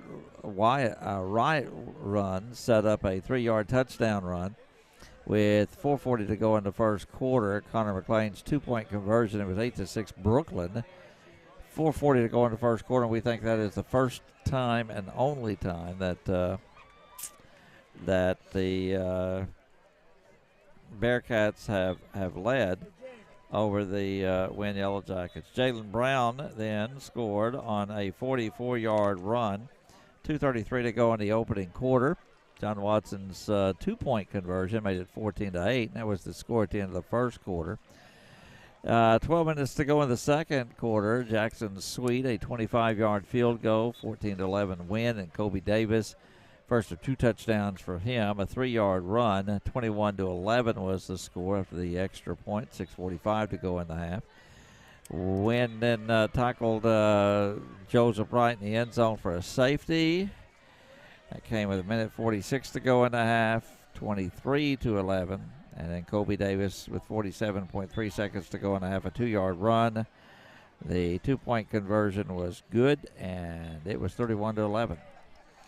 I've also got the scores of all the other matches around the 5A East Conference. Of course, our Jackets are up 31-11 at the half here at Brookland. Valley View is up 44-0 through 3 quarters against Paragould, the Southside Southerners. They are the Southerners. Southside Southerners, they're leading Forest City 15-0 at the half, and the Batesville Pioneers are tied with Nettleton 14-14 at halftime. All right, we're just about set, about a minute away from the start of the second half here at Brookland. And the second half kickoff is brought your way by Primary Residential Mortgage, where the primary focus is on you.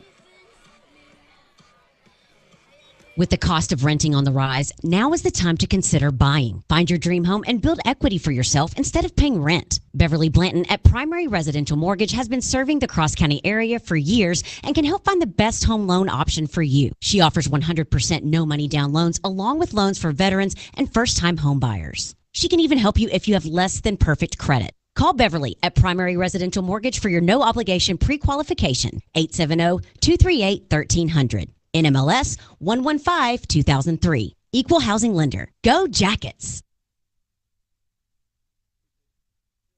Up here as probably, I think they have about a 3-minute warm-up clock. Is that right? That's what they usually do. Well, and they may not. They may not. We may just stick it here and see what's going on. They're still warming up. Yeah. So next week we are at home. Finally. Finally, it's about time. You've had one. We got a nice start, and then we had a couple road trips. Not just any road trips. They were some significant road trips. Yeah. Yeah, back-to-back 4-hour trips. I'll probably drive around somewhere and get home around 2 o'clock because I'm so used to it. Just drive around until 2 o'clock. You think so? Yeah. Well, we don't get it. We may not be eating quite as good. Yeah. That's right. Yep. All right, they've got 30 minutes on the clock. Here come the Yellow Jackets, so they're getting ready. Now Brookland's huddling up. Yeah, they did not. Well, no, there it was. They didn't do it at first. Now they put 3 minutes on there, and the people are about ready to get things started here. Yeah, not just too many halftime festivities at Brookland tonight. So the Wynne Yellow Jackets lead 31-11 over the Brookland Bearcats here at the half. And Brookland will be getting the ball to start the second half of play. Let's just go over some numbers real quick. Jackets have 264 total yards. All of that's on the ground. Brookland 107 total yards, 100 of that on the ground. The Yellow Jackets with 8 first down. Brookland has 3. Yellow Jackets with 5 penalties for 57 yards. Brookland 5 penalties for 25 yards. No turnovers in the ball game tonight. Jackets are 2 of 5 in third down conversions, 2 of 2 in fourth down conversions. Brookland is 0 of 2 in third down conversions. And in the red zone, Wynne is 3 for 3, and Brookland is 2 for 2. Individually, Kobe Davis, 11 carries, 59 yards, and a touchdown. Jalen Brown, 3 carries, 117 yards for the Yellow Jackets. Touchdown as well. So, second half action from Brookland went up 31-11. So far, our vantage point and our situation, our locations worked out pretty well. Yeah, it's been pretty good. I mean, it's about perfect weather. You know, you really don't need that air conditioner tonight. I mean, it's about right. Fans did a great job coming out and supporting. Yeah, good crowd here. Lots of Yellow Jackets here in the stands. Yeah. So they put the 3 minutes on the clock, and they got ready to play, and now they've got to wait for the clock to run down. They put the 3 minutes on the clock when everybody was headed to the sidelines. Yeah. So that's the delay here. It's been one of those days, had the medical issue to begin with. It just hasn't been a real good flow to this game. Yeah, it just seems like everything's just a little bit off. Yeah. And but chance to grab an extra shot of water, and yeah, a lot of two-way players in this game. But when all the people were out, we were told that that's probably the way it's going to be for the Yellow Jackets anyway. And that's the way it's been. But they played well. Yeah, they've really made some adjustments since that first drive. All right, we're down to 11 seconds.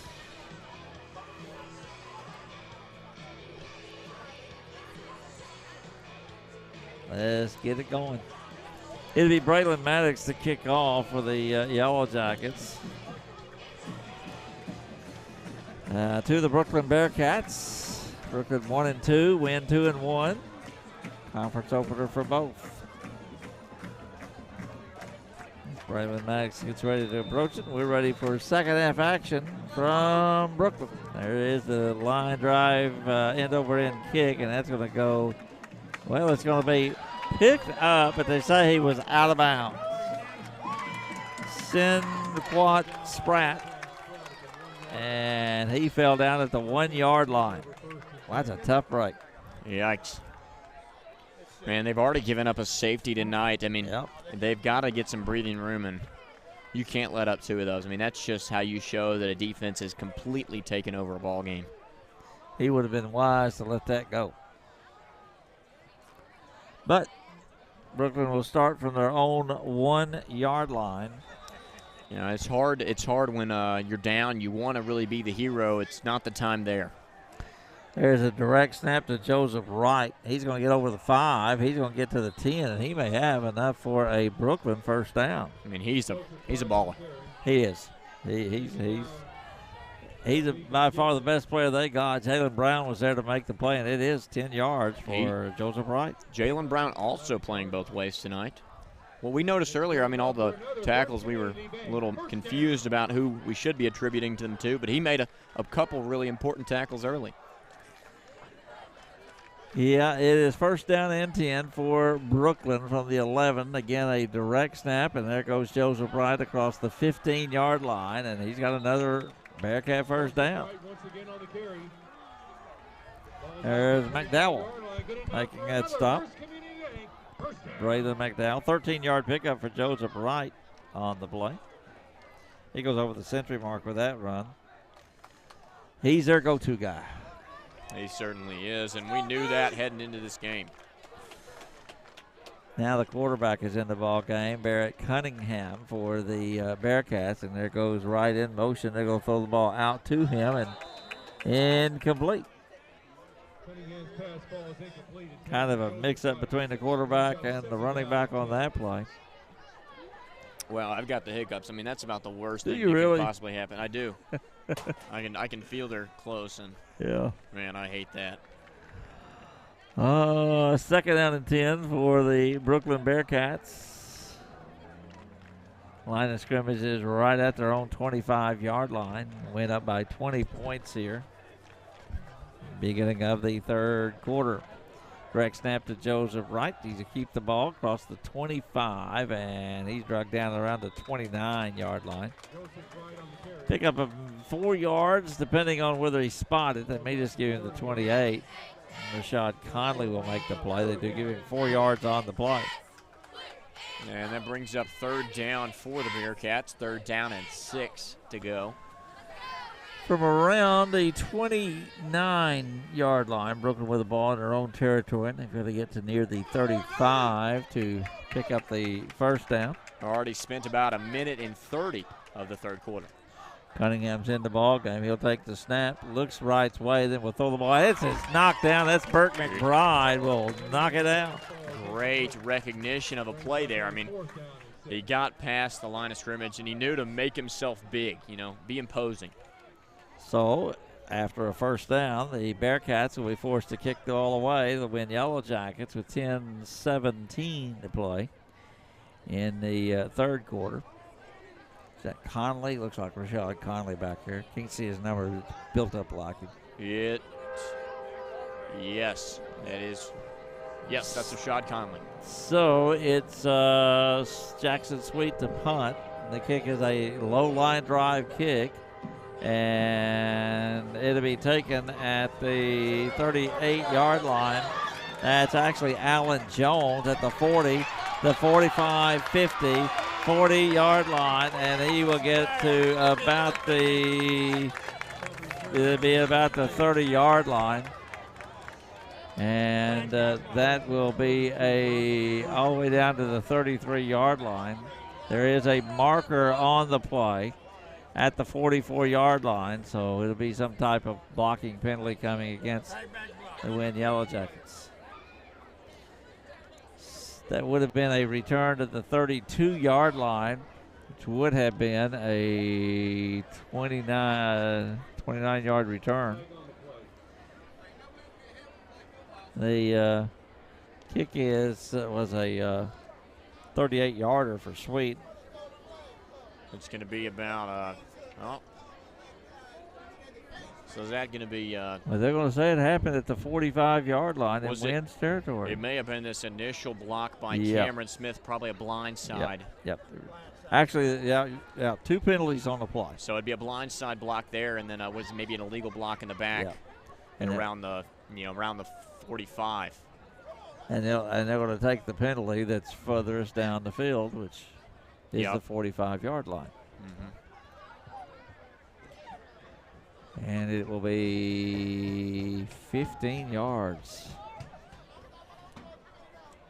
against the Wynne Yellow Jackets. 72 yards in penalties for Wynne tonight. You know, Cameron Smith, he was in the right spot to make a good block, but you cannot go in there, looking to hunt heads. You've got to really show some restraint there when you're in kind of a vulnerable position. So it'll be 1st and 10 for the Wynne Yellow Jackets. And they'll have the football at the 30-yard line in their own territory. 1st and 10. Just under 10 minutes to go in the third quarter. Watson, the quarterback. That's Kobe Davis. Davis across the 35, 40, 45, 50, 45, 40, 35, 30, 25, and out of bounds at about the 22-yard line.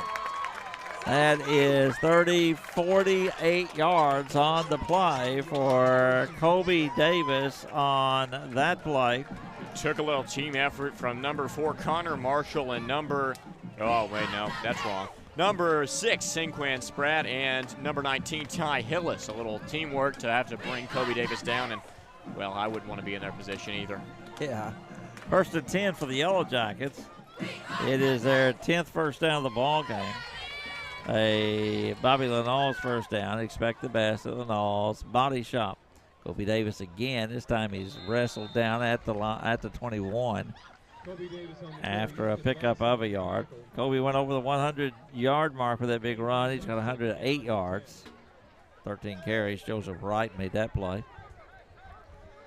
2nd down and 9 for the Yellow Jackets. About the 21-yard line in Brookland territory. Jackets trying to break this one open. It's already a 20-point ball game. Watson, the quarterback. There goes Brown in motion. The pitch out to Cardarian Washington. He's at the 20, 15. Cardarian Washington, the 10-yard line, and out of bounds. And where are they going to mark it? About the 5, maybe. 16 yards for Cardarian Washington.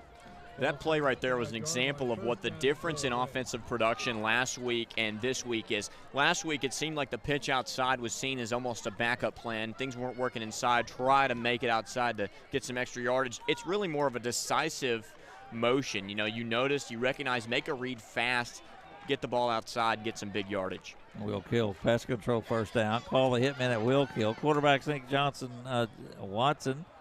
And is he in? He is. It's Kobe Davis once again. Kobe Davis on the carry. That's his 2nd touchdown of the ball game. 5 yards on the play for Kobe Davis.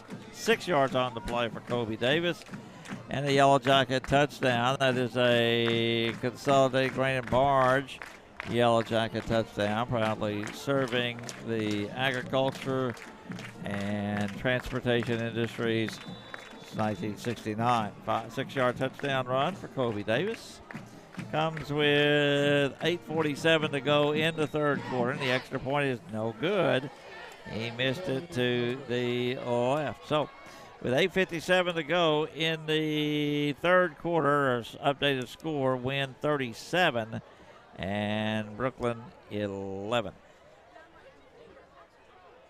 The success of a crop begins with field preparation and agricultural equipment manufactured by House Industries in Cherry Valley, Arkansas.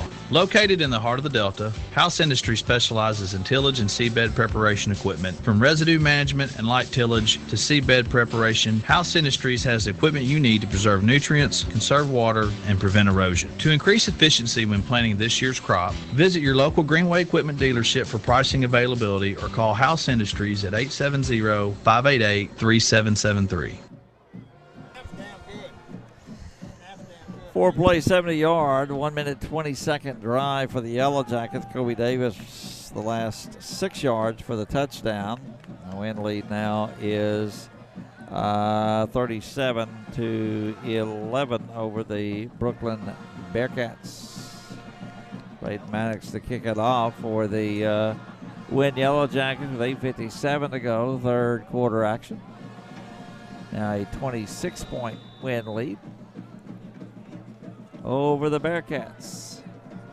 Maddox approaches the ball. There is the kickoff, and we got a marker down. That's going to be procedure against the Yellow Jackets, offsides against the Yellow Jackets. 5-yard penalty. Well, they need to clean up these penalties, don't they? They definitely do. We talked earlier about some players who played on every single snap, guys who played special teams, defense, offense, and on the Yellow Jackets, unless there's someone I'm missing, I think we have 4. We have Jalen Brown, number 1, Cardarian Washington, Braylon McDowell, and Cameron Smith. And maybe some more. I may be missing one. Several linemen that are coming in and out on both sides of the ball. You see Garrett Adamson. Yes, and then these are some guys who are also just making some difference in special teams, too. After the 5-yard penalty, the Jackets will kick it off, and he's going to be taken at about the 11, stumbles to the 10, gets across the 15, 20, and he'll be down at the 22-yard line. Like Alan Smith came up to make the stop. It was Walker. No, Alan Jones. Walker Spears was the return man there. He's had 1 reception on the night, and that was his first time returning the football for the Bearcats. They'll start this possession at their own 23-yard line. It'll be 1st and 10 there. The Jackets will lead it now 37-11. There is the direct snap, and keeping the football is Wright. Wright's across the 30-yard line, and Wright will be down. Good tackle out there. Is that Braylon McDowell? Yes, sir.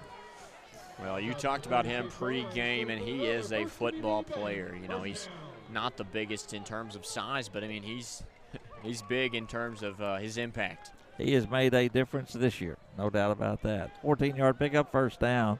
Yeah, he's really – the biggest difference for me to him is just that he's got some professionalism. They were looking for some experience, and while he doesn't really have it, he has it. There is Joseph Wright again, keeping the football. This time the Yellow Jackets will get him just past the line of scrimmage to about the 35-yard line. That's going to be Abdul Fall. He's having a good game. How many tackles he got? 3 tackles for Abdul Fall. And that's going to be no gain on the play for Joseph Wright. That means the 3 tackles for Abdul Fall means 11 on the season for him. And this time, Stennett's going to have the football. And once again, he won't get a whole lot. Once again, Abdul Fall. Pickup of 2 on the play for Stennett. 12 now for Abdul Fall. 3rd down play. Brookland is 0-3 in 3rd down conversions. 7.5 minutes to go, 3rd quarter.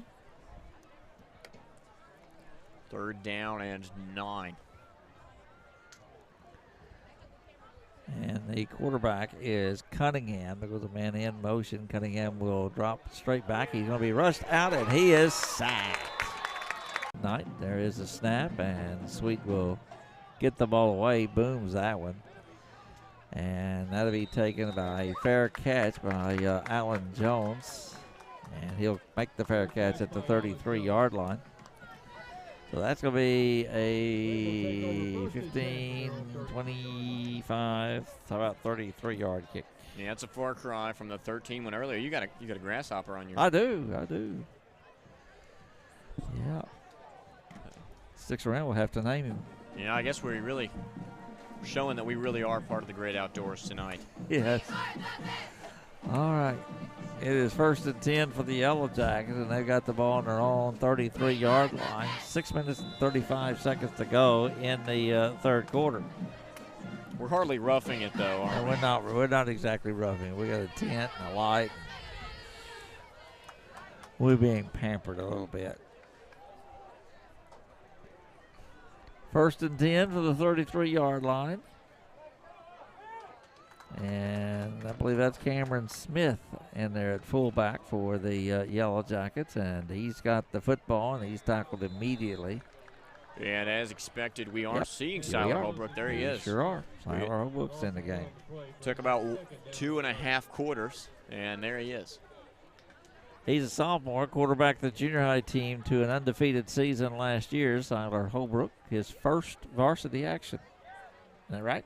reverse varsity action at quarterback. Yeah.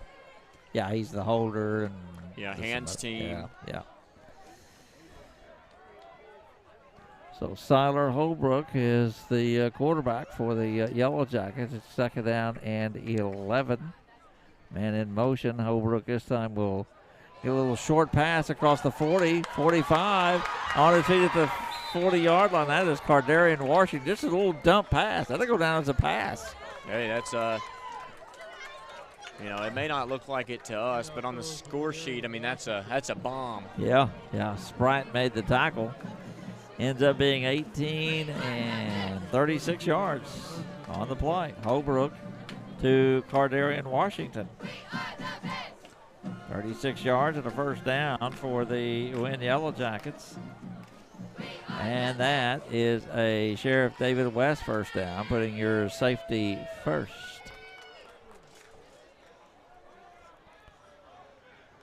And 5:47 to go. Quarterback is Siler Holbrook.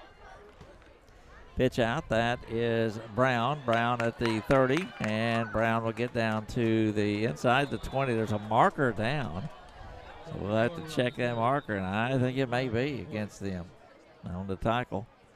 For Brown, that will be all the way down to the 18-yard line, which will make it an 18-yard run, but the Yellow Jackets are coming back. So it's against Wynne. By the way, I need to make up something. I missed a couple of Yellow Jacket stops. Remember, when you need a good defensive team, give the guys at Ford, Dooley, and Griffin a call, 238-2348. Oops. Yeah, it's okay. 10-yard penalty on the play. I forgive you. I don't know if that's who needs to, but for what it's worth. Well, we got the mention in. Tyler might forgive me. I hope so. That's his nephew, so he better forgive us. Tyler Griffin's your nephew. Is he? Oh, he's not. No. He's kin to you somehow. Yeah. First and 11. First and 11 for the Wynne Yellow Jackets after the penalty line scrimmage at 35. There's Holbrook keeping the ball. He'll fall forward and get to about the 30-yard line. Pick up about 4 for Siler. Yeah, he doesn't have the stature of John Watson, that's for sure. He's about 135 pounds. But I don't know what they have him listed as, but he's got some good head. He's got a good head on him. It's 2nd down and 8 for the Yellow Jackets, and they've got the football on the 31-yard line. Brookland territory is clocked down to under 5 minutes to go, third quarter. Siler Holbrook, the sophomore quarterback, will drop back to pass. Throws it over the middle. It's caught for a touchdown. Wow, that one got the crowd going. That's going to be Rayshawn Conley from Siler Holbrook. I mean, that was about perfect. It reminds you of last year when Garrett Lee came in against, was it against Brookland? It might have been against. Yeah, believe it was. And he had a great performance at quarterback. I mean, that was great. So Holbrook to Conley, and that was a 31-yard touchdown pass. Now Siler will be the holder for Braden Maddox, and the kick is up, and that kick is good. That will increase the win lead to 44-11. That Yellow Jacket touchdown, a Consolidated Grain and Barge touchdown, probably serving the agriculture and transportation industries. 1969. We're back after this. Hi, this is Shelby Mitchell with First Financial Bank. Your mobile banking experience just got an upgrade. Have a better snapshot of your debit card transactions, turn your card off if lost or stolen, and so much more. With the new My Cards feature in the FFB mobile banking app, you now have more control at your fingertips. Call or stop by today to learn more. First Financial Bank, in the business of you. Member FDIC, Equal Housing Lender. Yellow Jackets now lead 44-11 over the Brookland Bearcats. So, 33-point ball game. We need a safety and we can run the clock. Yeah, absolutely. Get out of here. Get out of here a little early. It's past your bedtime. It's been past my bedtime since 4 o'clock. There's a kickoff high end over end. It'll be taken at the 10-yard line across the 20. The 25. He's at the 30-yard line and all the way past up to the 50-yard line. I think Braden Maddox had to make the play. That was Sinquat Spratt showing his speed on that play. And it'll be 1st and 10 for the Brookland Bearcats from the 49-yard line in their own territory.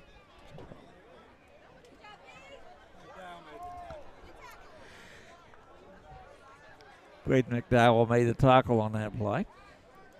Bearcats will have the ball 1st and 10 from their own 49-yard line with 4 minutes and 24 seconds to play. There is the give to Joseph Wright across the 50, 45, right to the 35-30, and he's got it all the way down to the 28-yard line. 23 yards on the play. He brought them some spark really early in the ball game. Has been kind of quiet since that first quarter, but, well, it looks like they're starting to script something together here. That'll be a 1st down for the Bearcats from the 28-yard line.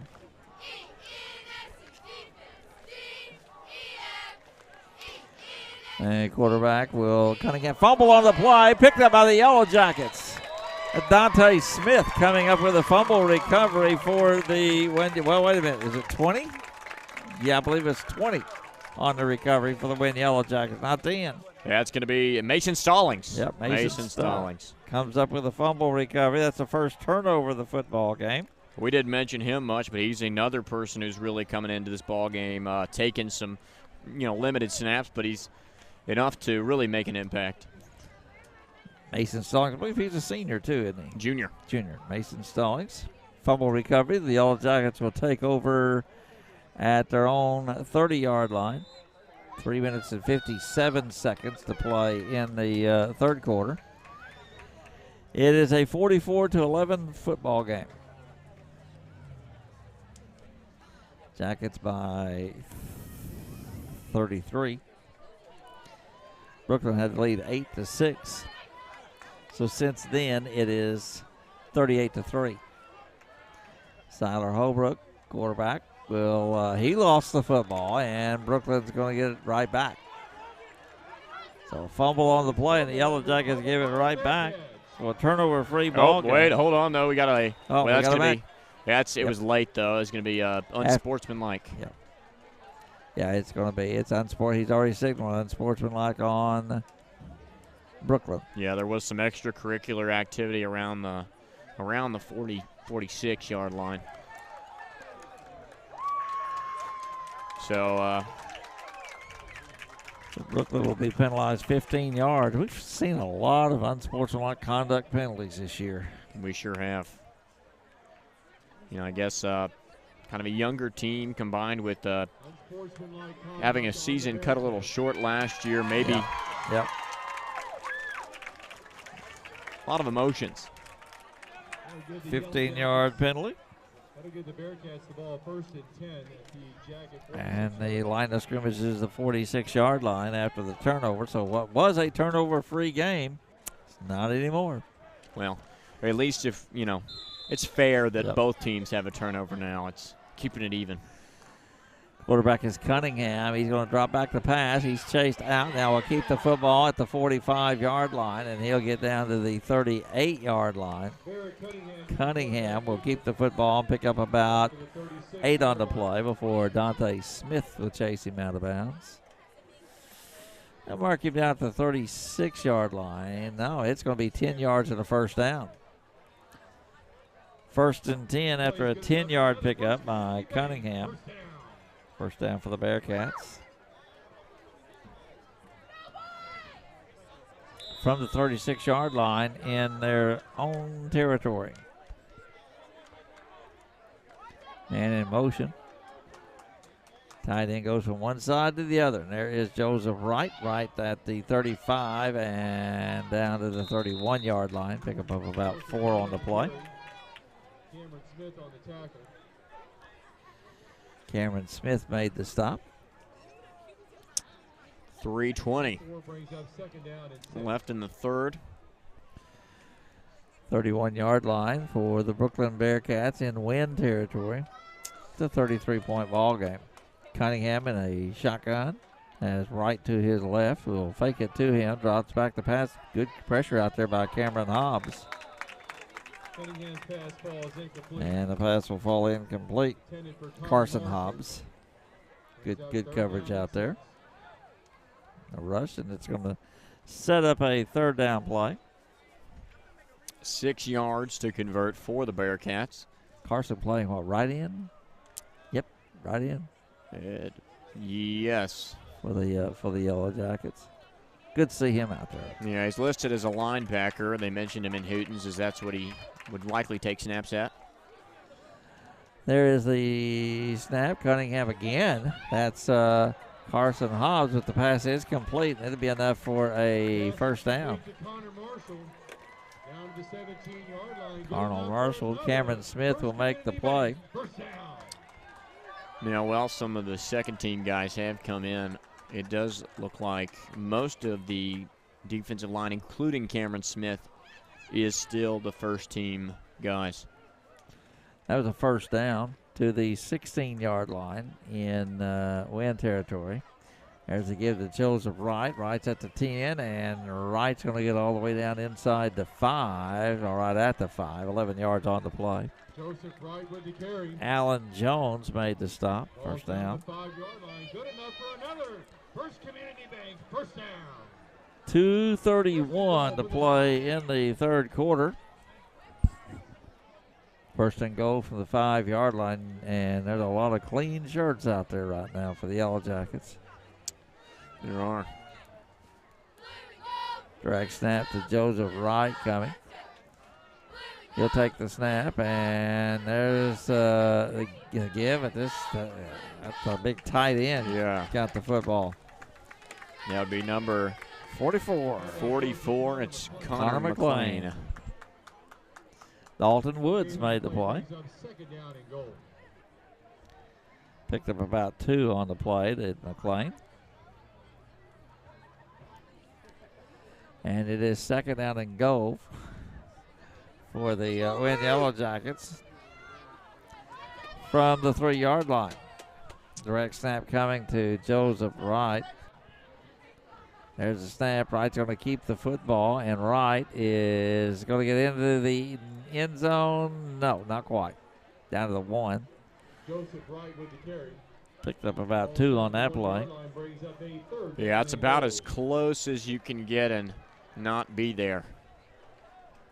So it is now third down and goal for the Brookland Bearcats. Yeah. No, he's all right. He's all right.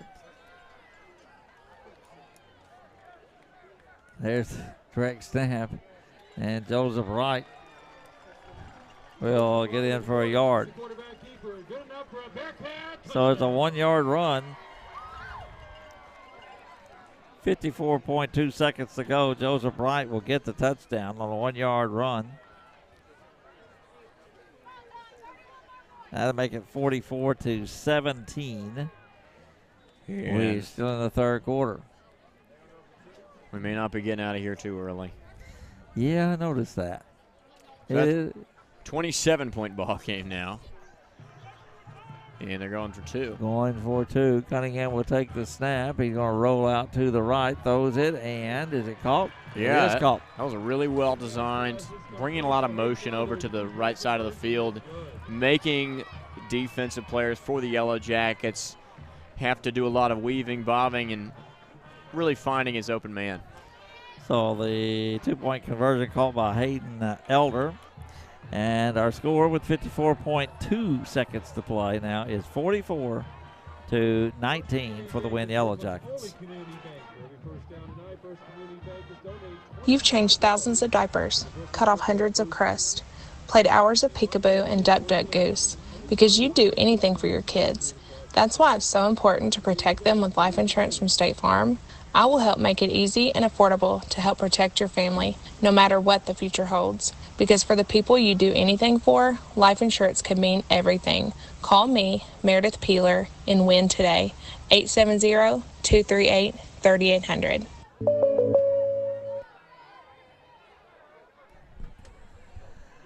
Back we are. Got some scores? I do right now. It's in the fourth quarter scores across 5A East. It's got Batesville leads Nettleton 28-20, and Southside that game is wrapping up. They're up 36-0 over Forest City. Wow. Onside kick recovered by the Yellow Jackets. And Cy Mars, 22.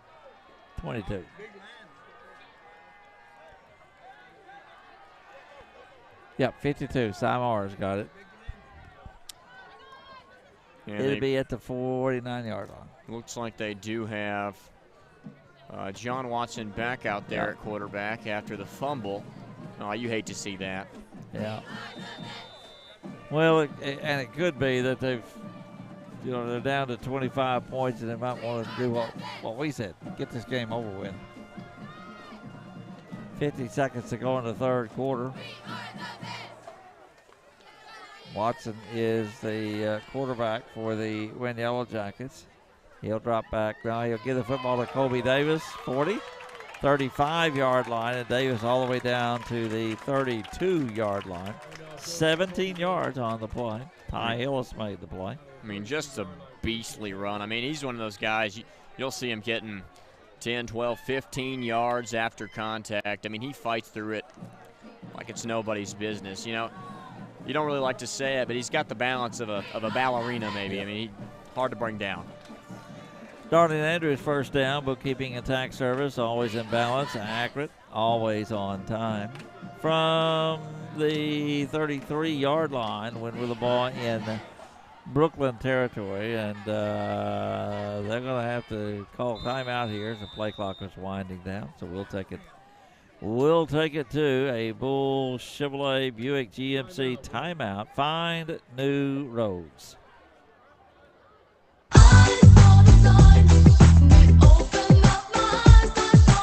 At the Sign Shop in Wynne, Tawana can make you any kind of sign you need. Magnetic signs, campaign signs, aluminum signs. She does vinyl lettering, vinyl graphics, vehicle and window lettering, and banners of all types and custom t-shirts. So call Tawana, 870-238-0280, or go by the Sign Shop at 586 Highway 64B in Wynne. Call her at 870-238-0280.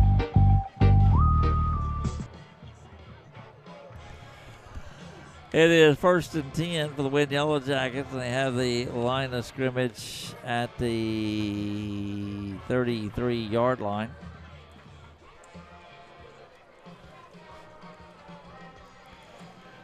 The Wynne Yellow Jackets.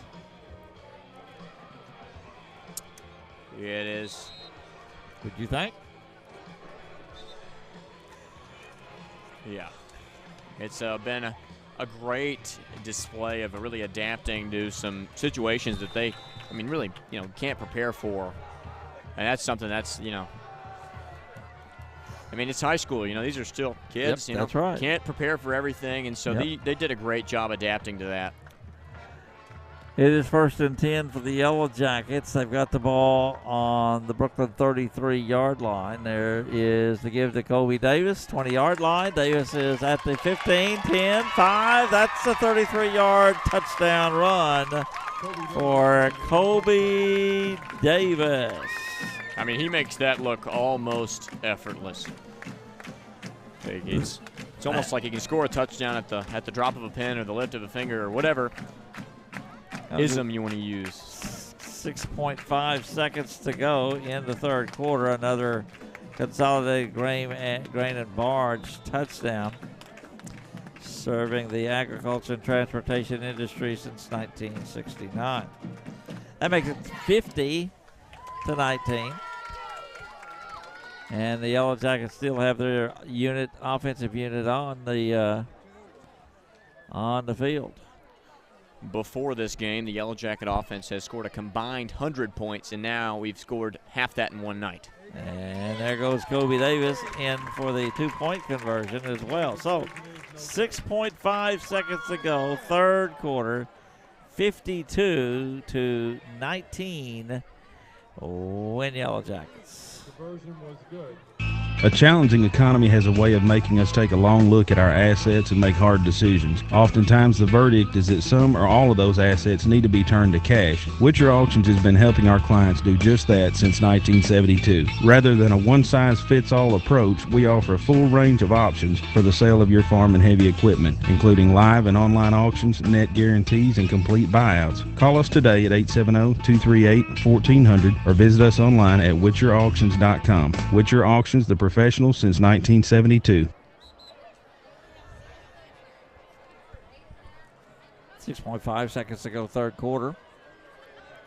Wynne Yellow Jackets lead it here by the score of 52-19. What would that be, Ryan? 39 points. 39 points. That means the mercy rule is in effect. Yeah, it sure is. That's going to be a running clock. I guess that's going to start after the kickoff. Yeah, and this is going to be Then they'll stop it for the end of the quarter, and then the fourth quarter will be a true 12-minute quarter.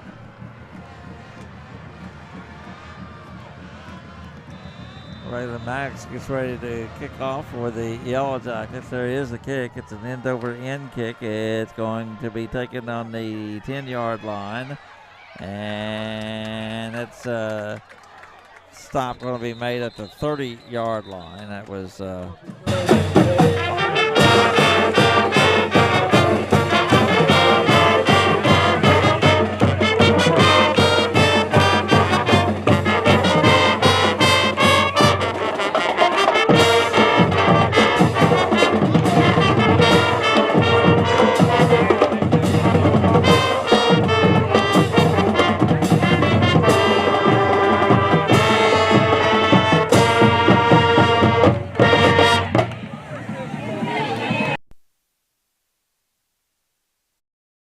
Can Wynne get you ready for fall with a little spinal adjustment, spinal decompression, or cold laser therapy. There's no appointment needed, so bring life to an old friend. You're back at Ungerent Chiropractic Clinic, 711 Eldridge Drive in Wynne. Call 238-8210. Fourth quarter action, and it will be a true 12-minute quarter. Once they start the clock, it will not stop. First mercy rule game of the year. Yeah, they fought off the 35-point lead for about 3 quarters and a few seconds, but, well, the Yellow Jackets came knocking, and Kobe Davis helped us out with that, and it's going to be a running clock for the final period. Quarterback is Cunningham for the Bearcats. The pass is caught, but being no game, maybe a loss on the play. Connor Marshall made the reception, but he was covered up by Yellow Jackets. No gain on the play. The second down and 10. 11:50 to go. Boy, they were kind of late starting the clock. Well, I think we'll allow it this time because they don't have to worry about stopping it anymore. Cunningham, the quarterback. And on second and 10, Cunningham gives the ball to Wright. Wright's across the 25, 30, 40, and into Wynne territory.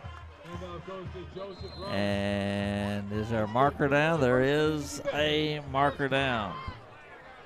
Demetrius Gibson will make the stop. They're not running the clock. Yeah, that one is no, they're not. It does not appear they are. So, well, this one's coming back. Yeah, it is. Probably a holding penalty. So,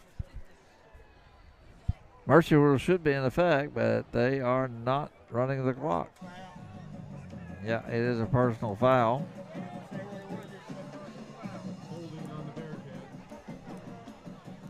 A 10-yard penalty against the Brookland Bearcats. And it'll be first and forever.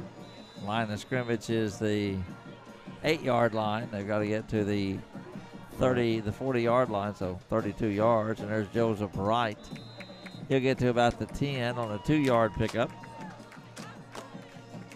And it'll be second and long. Garrett Adamson made the stop. Well, no, third down. Third down and 21. Well, that does not seem... I'm going to guess that's Well, no. I guess that's 21 yards. Third and, well, the line of scrimmage is the 11, and they got to get to the 40, the 12, so third down and 28. There's the snap to the quarterback, Cunningham. He looks to pass over the middle, and incomplete. They're going to throw a flag. There it's gone. And they're going to throw an interference on the Yellow Jackets. Van Pascal says that looked like good timing to me, and it kind of did to me too, but there's 2 flags down. Player is injured, so he's still on the ground. And the clock is stopped.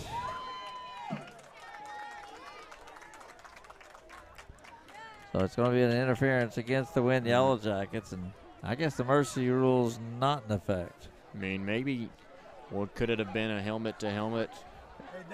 I don't know. You stand up now. We just couldn't see when it's down there in the inside. So there's the penalty against the Yellow Jackets. 10 yards and a first down for the, no, it's not a first down. Is it? Or is it not? Nope, it will not be. It's a 10-yard penalty, but it's still a third down. What was the ruling? I think it was, what was it, David? Interference? Well, a pass interference would be an automatic. Yeah, it first might have down. been. Might have been. Was it an offensive holding call? I think that might have been. Or a defensive holding call? Yeah. I think that's what it was. It is third down, 13. Quarterback drops back. He throws it over the middle. It almost intercepted by Gibson. He might have taken that to the house, too. He's going to be thinking about that one later. So it'll be fourth down now. We timed that perfectly. And Alan Jones is dropping back, but it looks like Brookland's going to go for it. On fourth down and 12, and they still have their offensive unit in. Update in the fourth quarter, Nettleton and Batesville are tied 28-28. There is the snap, and the quarterback drops back, throws it. That's caught, and is it enough for a first down? No, he's short. And it was Dante Smith making the stop. So they'll turn it over on downs on the 12-yard pickup.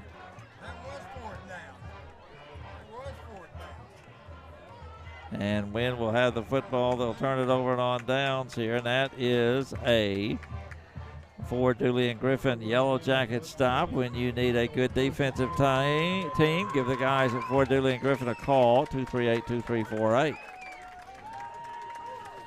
So Wynne will have the football after Brookland turns it over on downs. Clock is stopped with 10:27 to play in the game, even though it is a 39-point margin.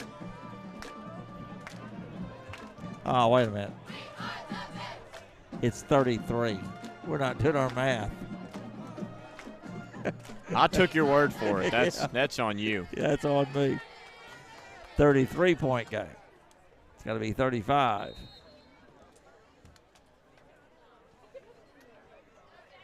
Braden Maddox, John Watson, the quarterback.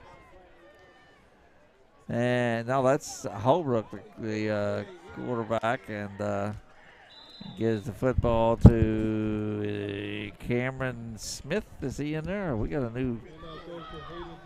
Wow, that ball was given to number 53 for the Yellow Jackets. That's Pardue. Hayden Pardue is in there at a running back wearing number 53. No gain on that play. He earns the name fullback, doesn't he? Yes. Man in motion. There's Skylar Holbrook. He keeps the football across the 20 and the 10. And Skylar Holbrook is going to be down at the 1-yard line. Big yardage. 39 yards on the play for Skylar Holbrook on the run. And that'll be a first down for the Wynne Yellow Jackets. Wyatt will make the play.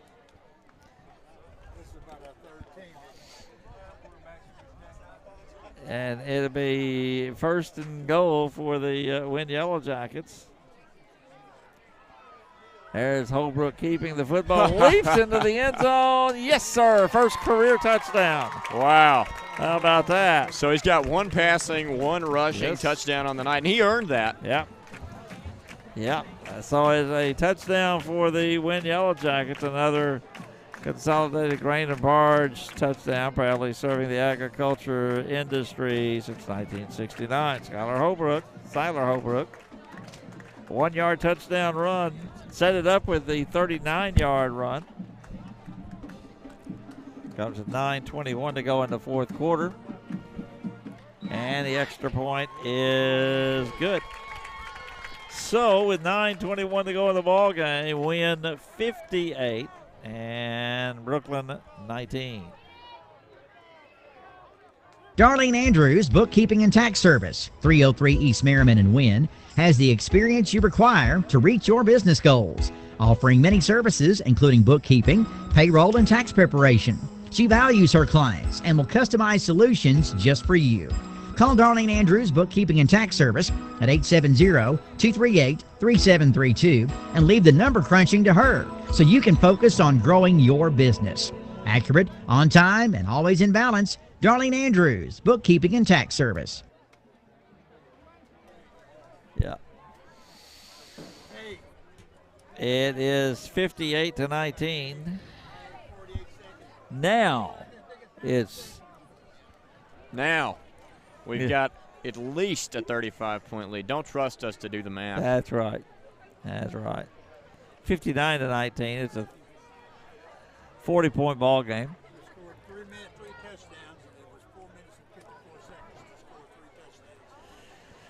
9:21 to go in the football game. Braden Maddox will kick it off for the Yellow Jackets. It's a end-over-end kick. It'll be taken at about the 5, 10. He's to the 15, 20, and is that Braylon McDowell? Braylon McDowell. Boy, he's all over the place. There's some guys, they can make the tackle if they're in just the right spot. I mean, he's somebody he'll lay out, and he looks to make the play every single snap, and that's what I like about him. He's a gamer. He's a gamer. Yep. It's a good term.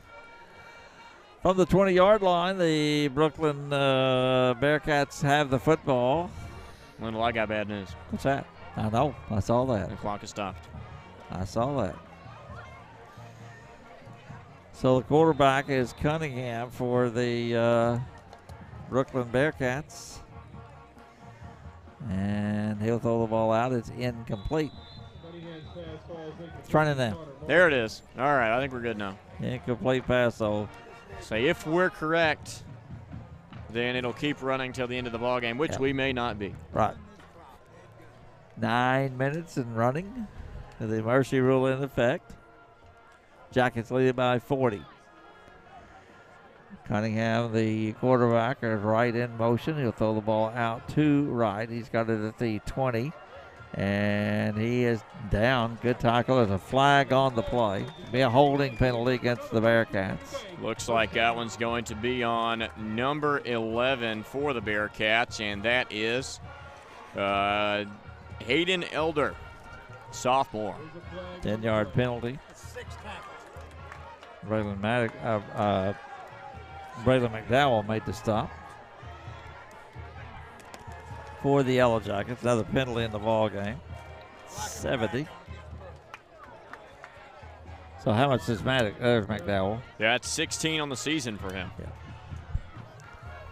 He's going to have a big career for the Yellow Jackets. Yeah.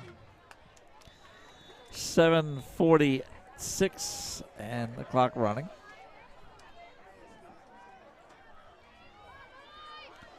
Blocking the back penalty will set Brookland back. There's a incomplete pass. And that's going to set up a third down and long. Let's see, Dalton Woods out there on the coverage. Yeah, I think we have something going on with the scoreboard. Oh, no, there it is. They updated it. 20 yards. Yep.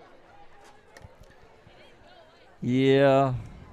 For a 3rd and 20 for the Brookland Bearcats.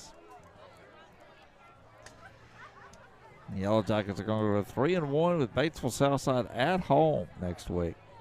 Dropping back is Cunningham. He's going to throw it out long and incomplete. Cunningham's pass is intended for Connor Marshall. So it'll be 4th down, and we'll see what the They look like they are going to punt that one. what the Yellow Jackets, our Bearcats, are going to do. They are going to punt it. 6:38 to go in the football game. And once again, Jackson Sweet is going to kick it away. Clock running with 6:25 to play in the football game. Sweet.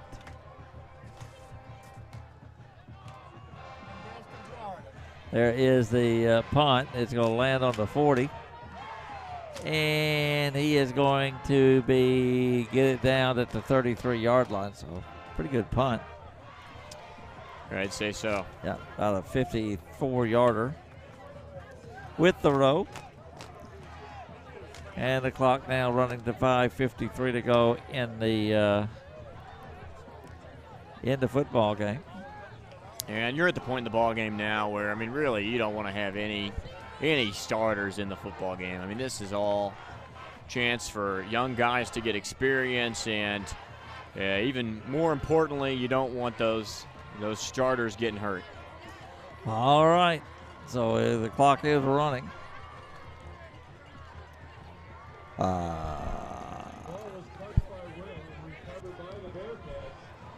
Yeah, I think that was a while earlier. ago. Yeah, it was earlier. That was what Lane was working on earlier. It's first down for the Wynne Yellow Jackets. For the Brookland Bearcats. We got too many men on the field for the Jackets. Okay. Looked like it was number 71, Daniel Boozer. Timeout Wynne. Oh, wow. They got it off. So we'll take a timeout. 59-19 is the score. 4:51 to play in the football game. We're back after this. Out with the old and in with the new. As the seasons change, so does our inventory at County Line Irrigation. There is no need to wait. You can find what you need before everything gets picked over. If you want it, there is a chance we have it at County Line Irrigation. Before you drive to Jonesboro or Memphis, shop local and see what your local businesses have to offer. That's County Line Irrigation, located on Highway 1, 5 miles south of Wynne. Come and see us or give us a call at 870-238-5500. That's a store that is so much more, where you'll find friendly spaces with smiling faces.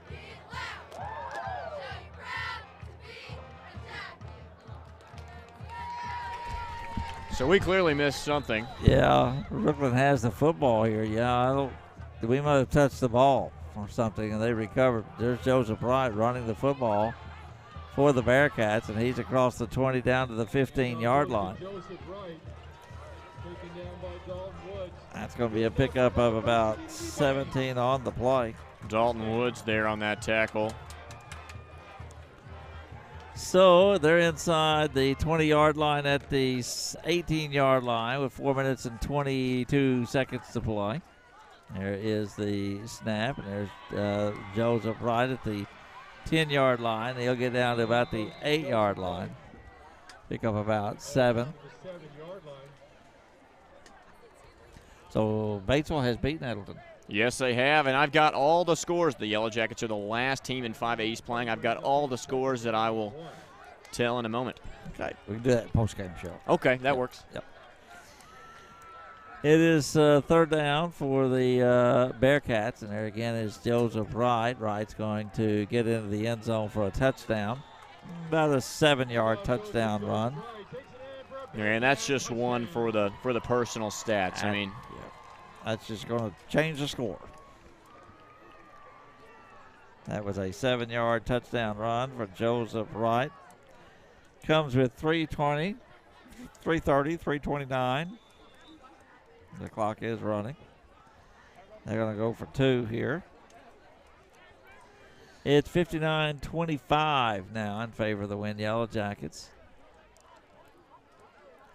There's the snap. The quarterback's going to throw it for 2, and it's caught for a 2-point conversion. 59-27 is the score now. We'll take a break and get the kickoff. Went up by 34. Back in a minute.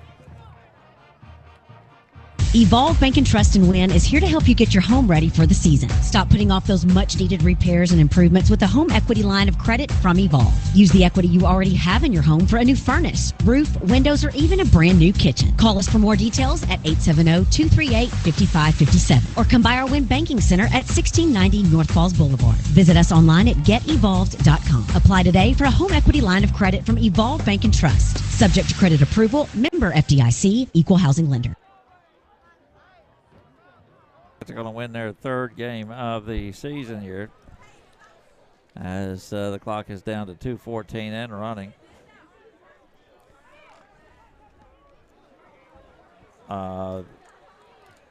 Get to the waning moments of this football game.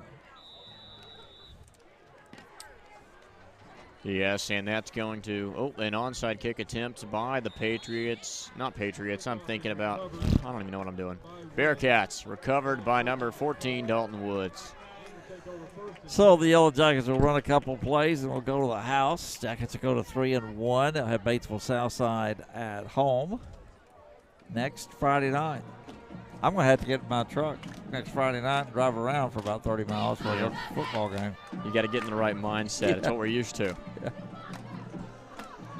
Jackets will have the ball at the 47-yard line with 1:23 to play in the football game. The Crossroads Community Hospital postgame show is coming up. It had to be a quick one because of that scoreboard show at 10 tonight. So there is give up the middle. Yeah, and all the way across the 45 to the 43-yard line. And on the ball carry was Dalton Woods. And I think with Braylon McDowell exiting the game, that may be the last starter to leave. And it looks like one play may be in order for the Yellow Jackets. Yeah. Siler Holbrook will take the snap for the Wynne Yellow Jackets. And the man in motion. They'll give the ball again to Dalton Woods, and he's going to get up to about the 34-yard line. And I think that... And that will do it. Yeah, that's it. Yeah. So the Wynne Yellow Jackets, with 20 seconds and the clock running down, will not run another play. And they're going to come out of here with a 59-27 win over the Brookland Bearcats. Jackets go to 3-1 on the year. This is the Crossridge Community Hospital post-game show. We'll wrap things up in a moment.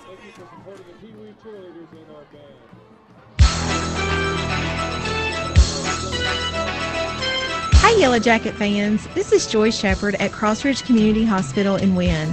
Crossridge can really make a difference in your life. We have the latest technology, available emergency services, community health screenings, and specialty clinics, all right here in Wynne. Good luck, Yellow Jackets. We'll be cheering for you right here at Crossridge Community Hospital in Wynne.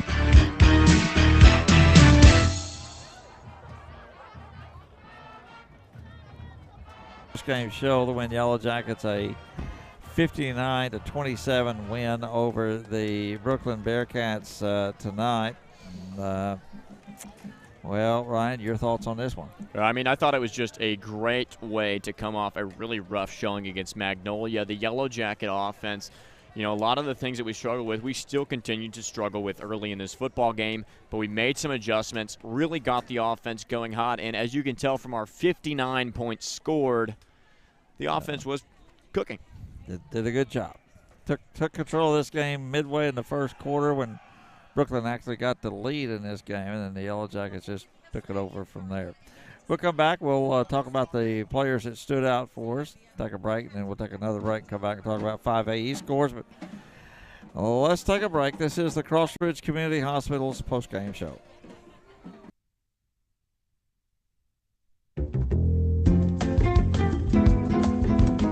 Crossridge Community Hospital can make a difference in your life with the latest technology, community health events, and lots of different specialty clinics, all right here in Wynne. So before you jump into the car and drive a long way to get the medical care that you need, call us here at Crossridge Community Hospital. We could probably save you a trip. Call us at 870-238-3300. All right.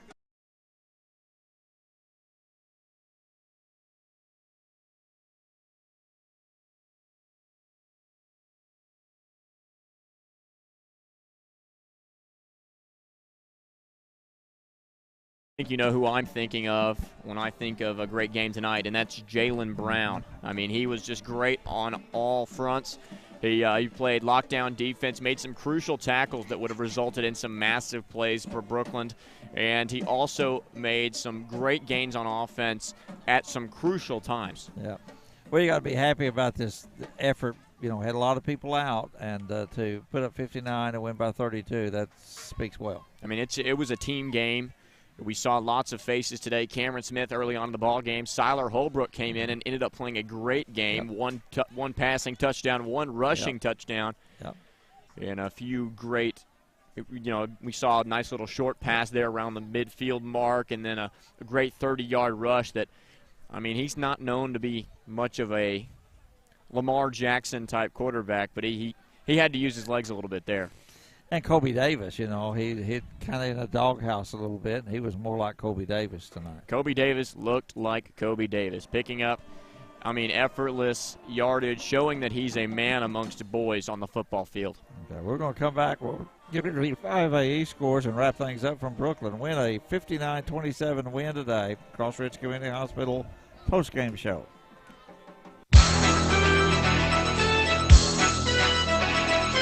Hi, Yellow Jacket fans. This is Joy Shepard at Crossridge Community.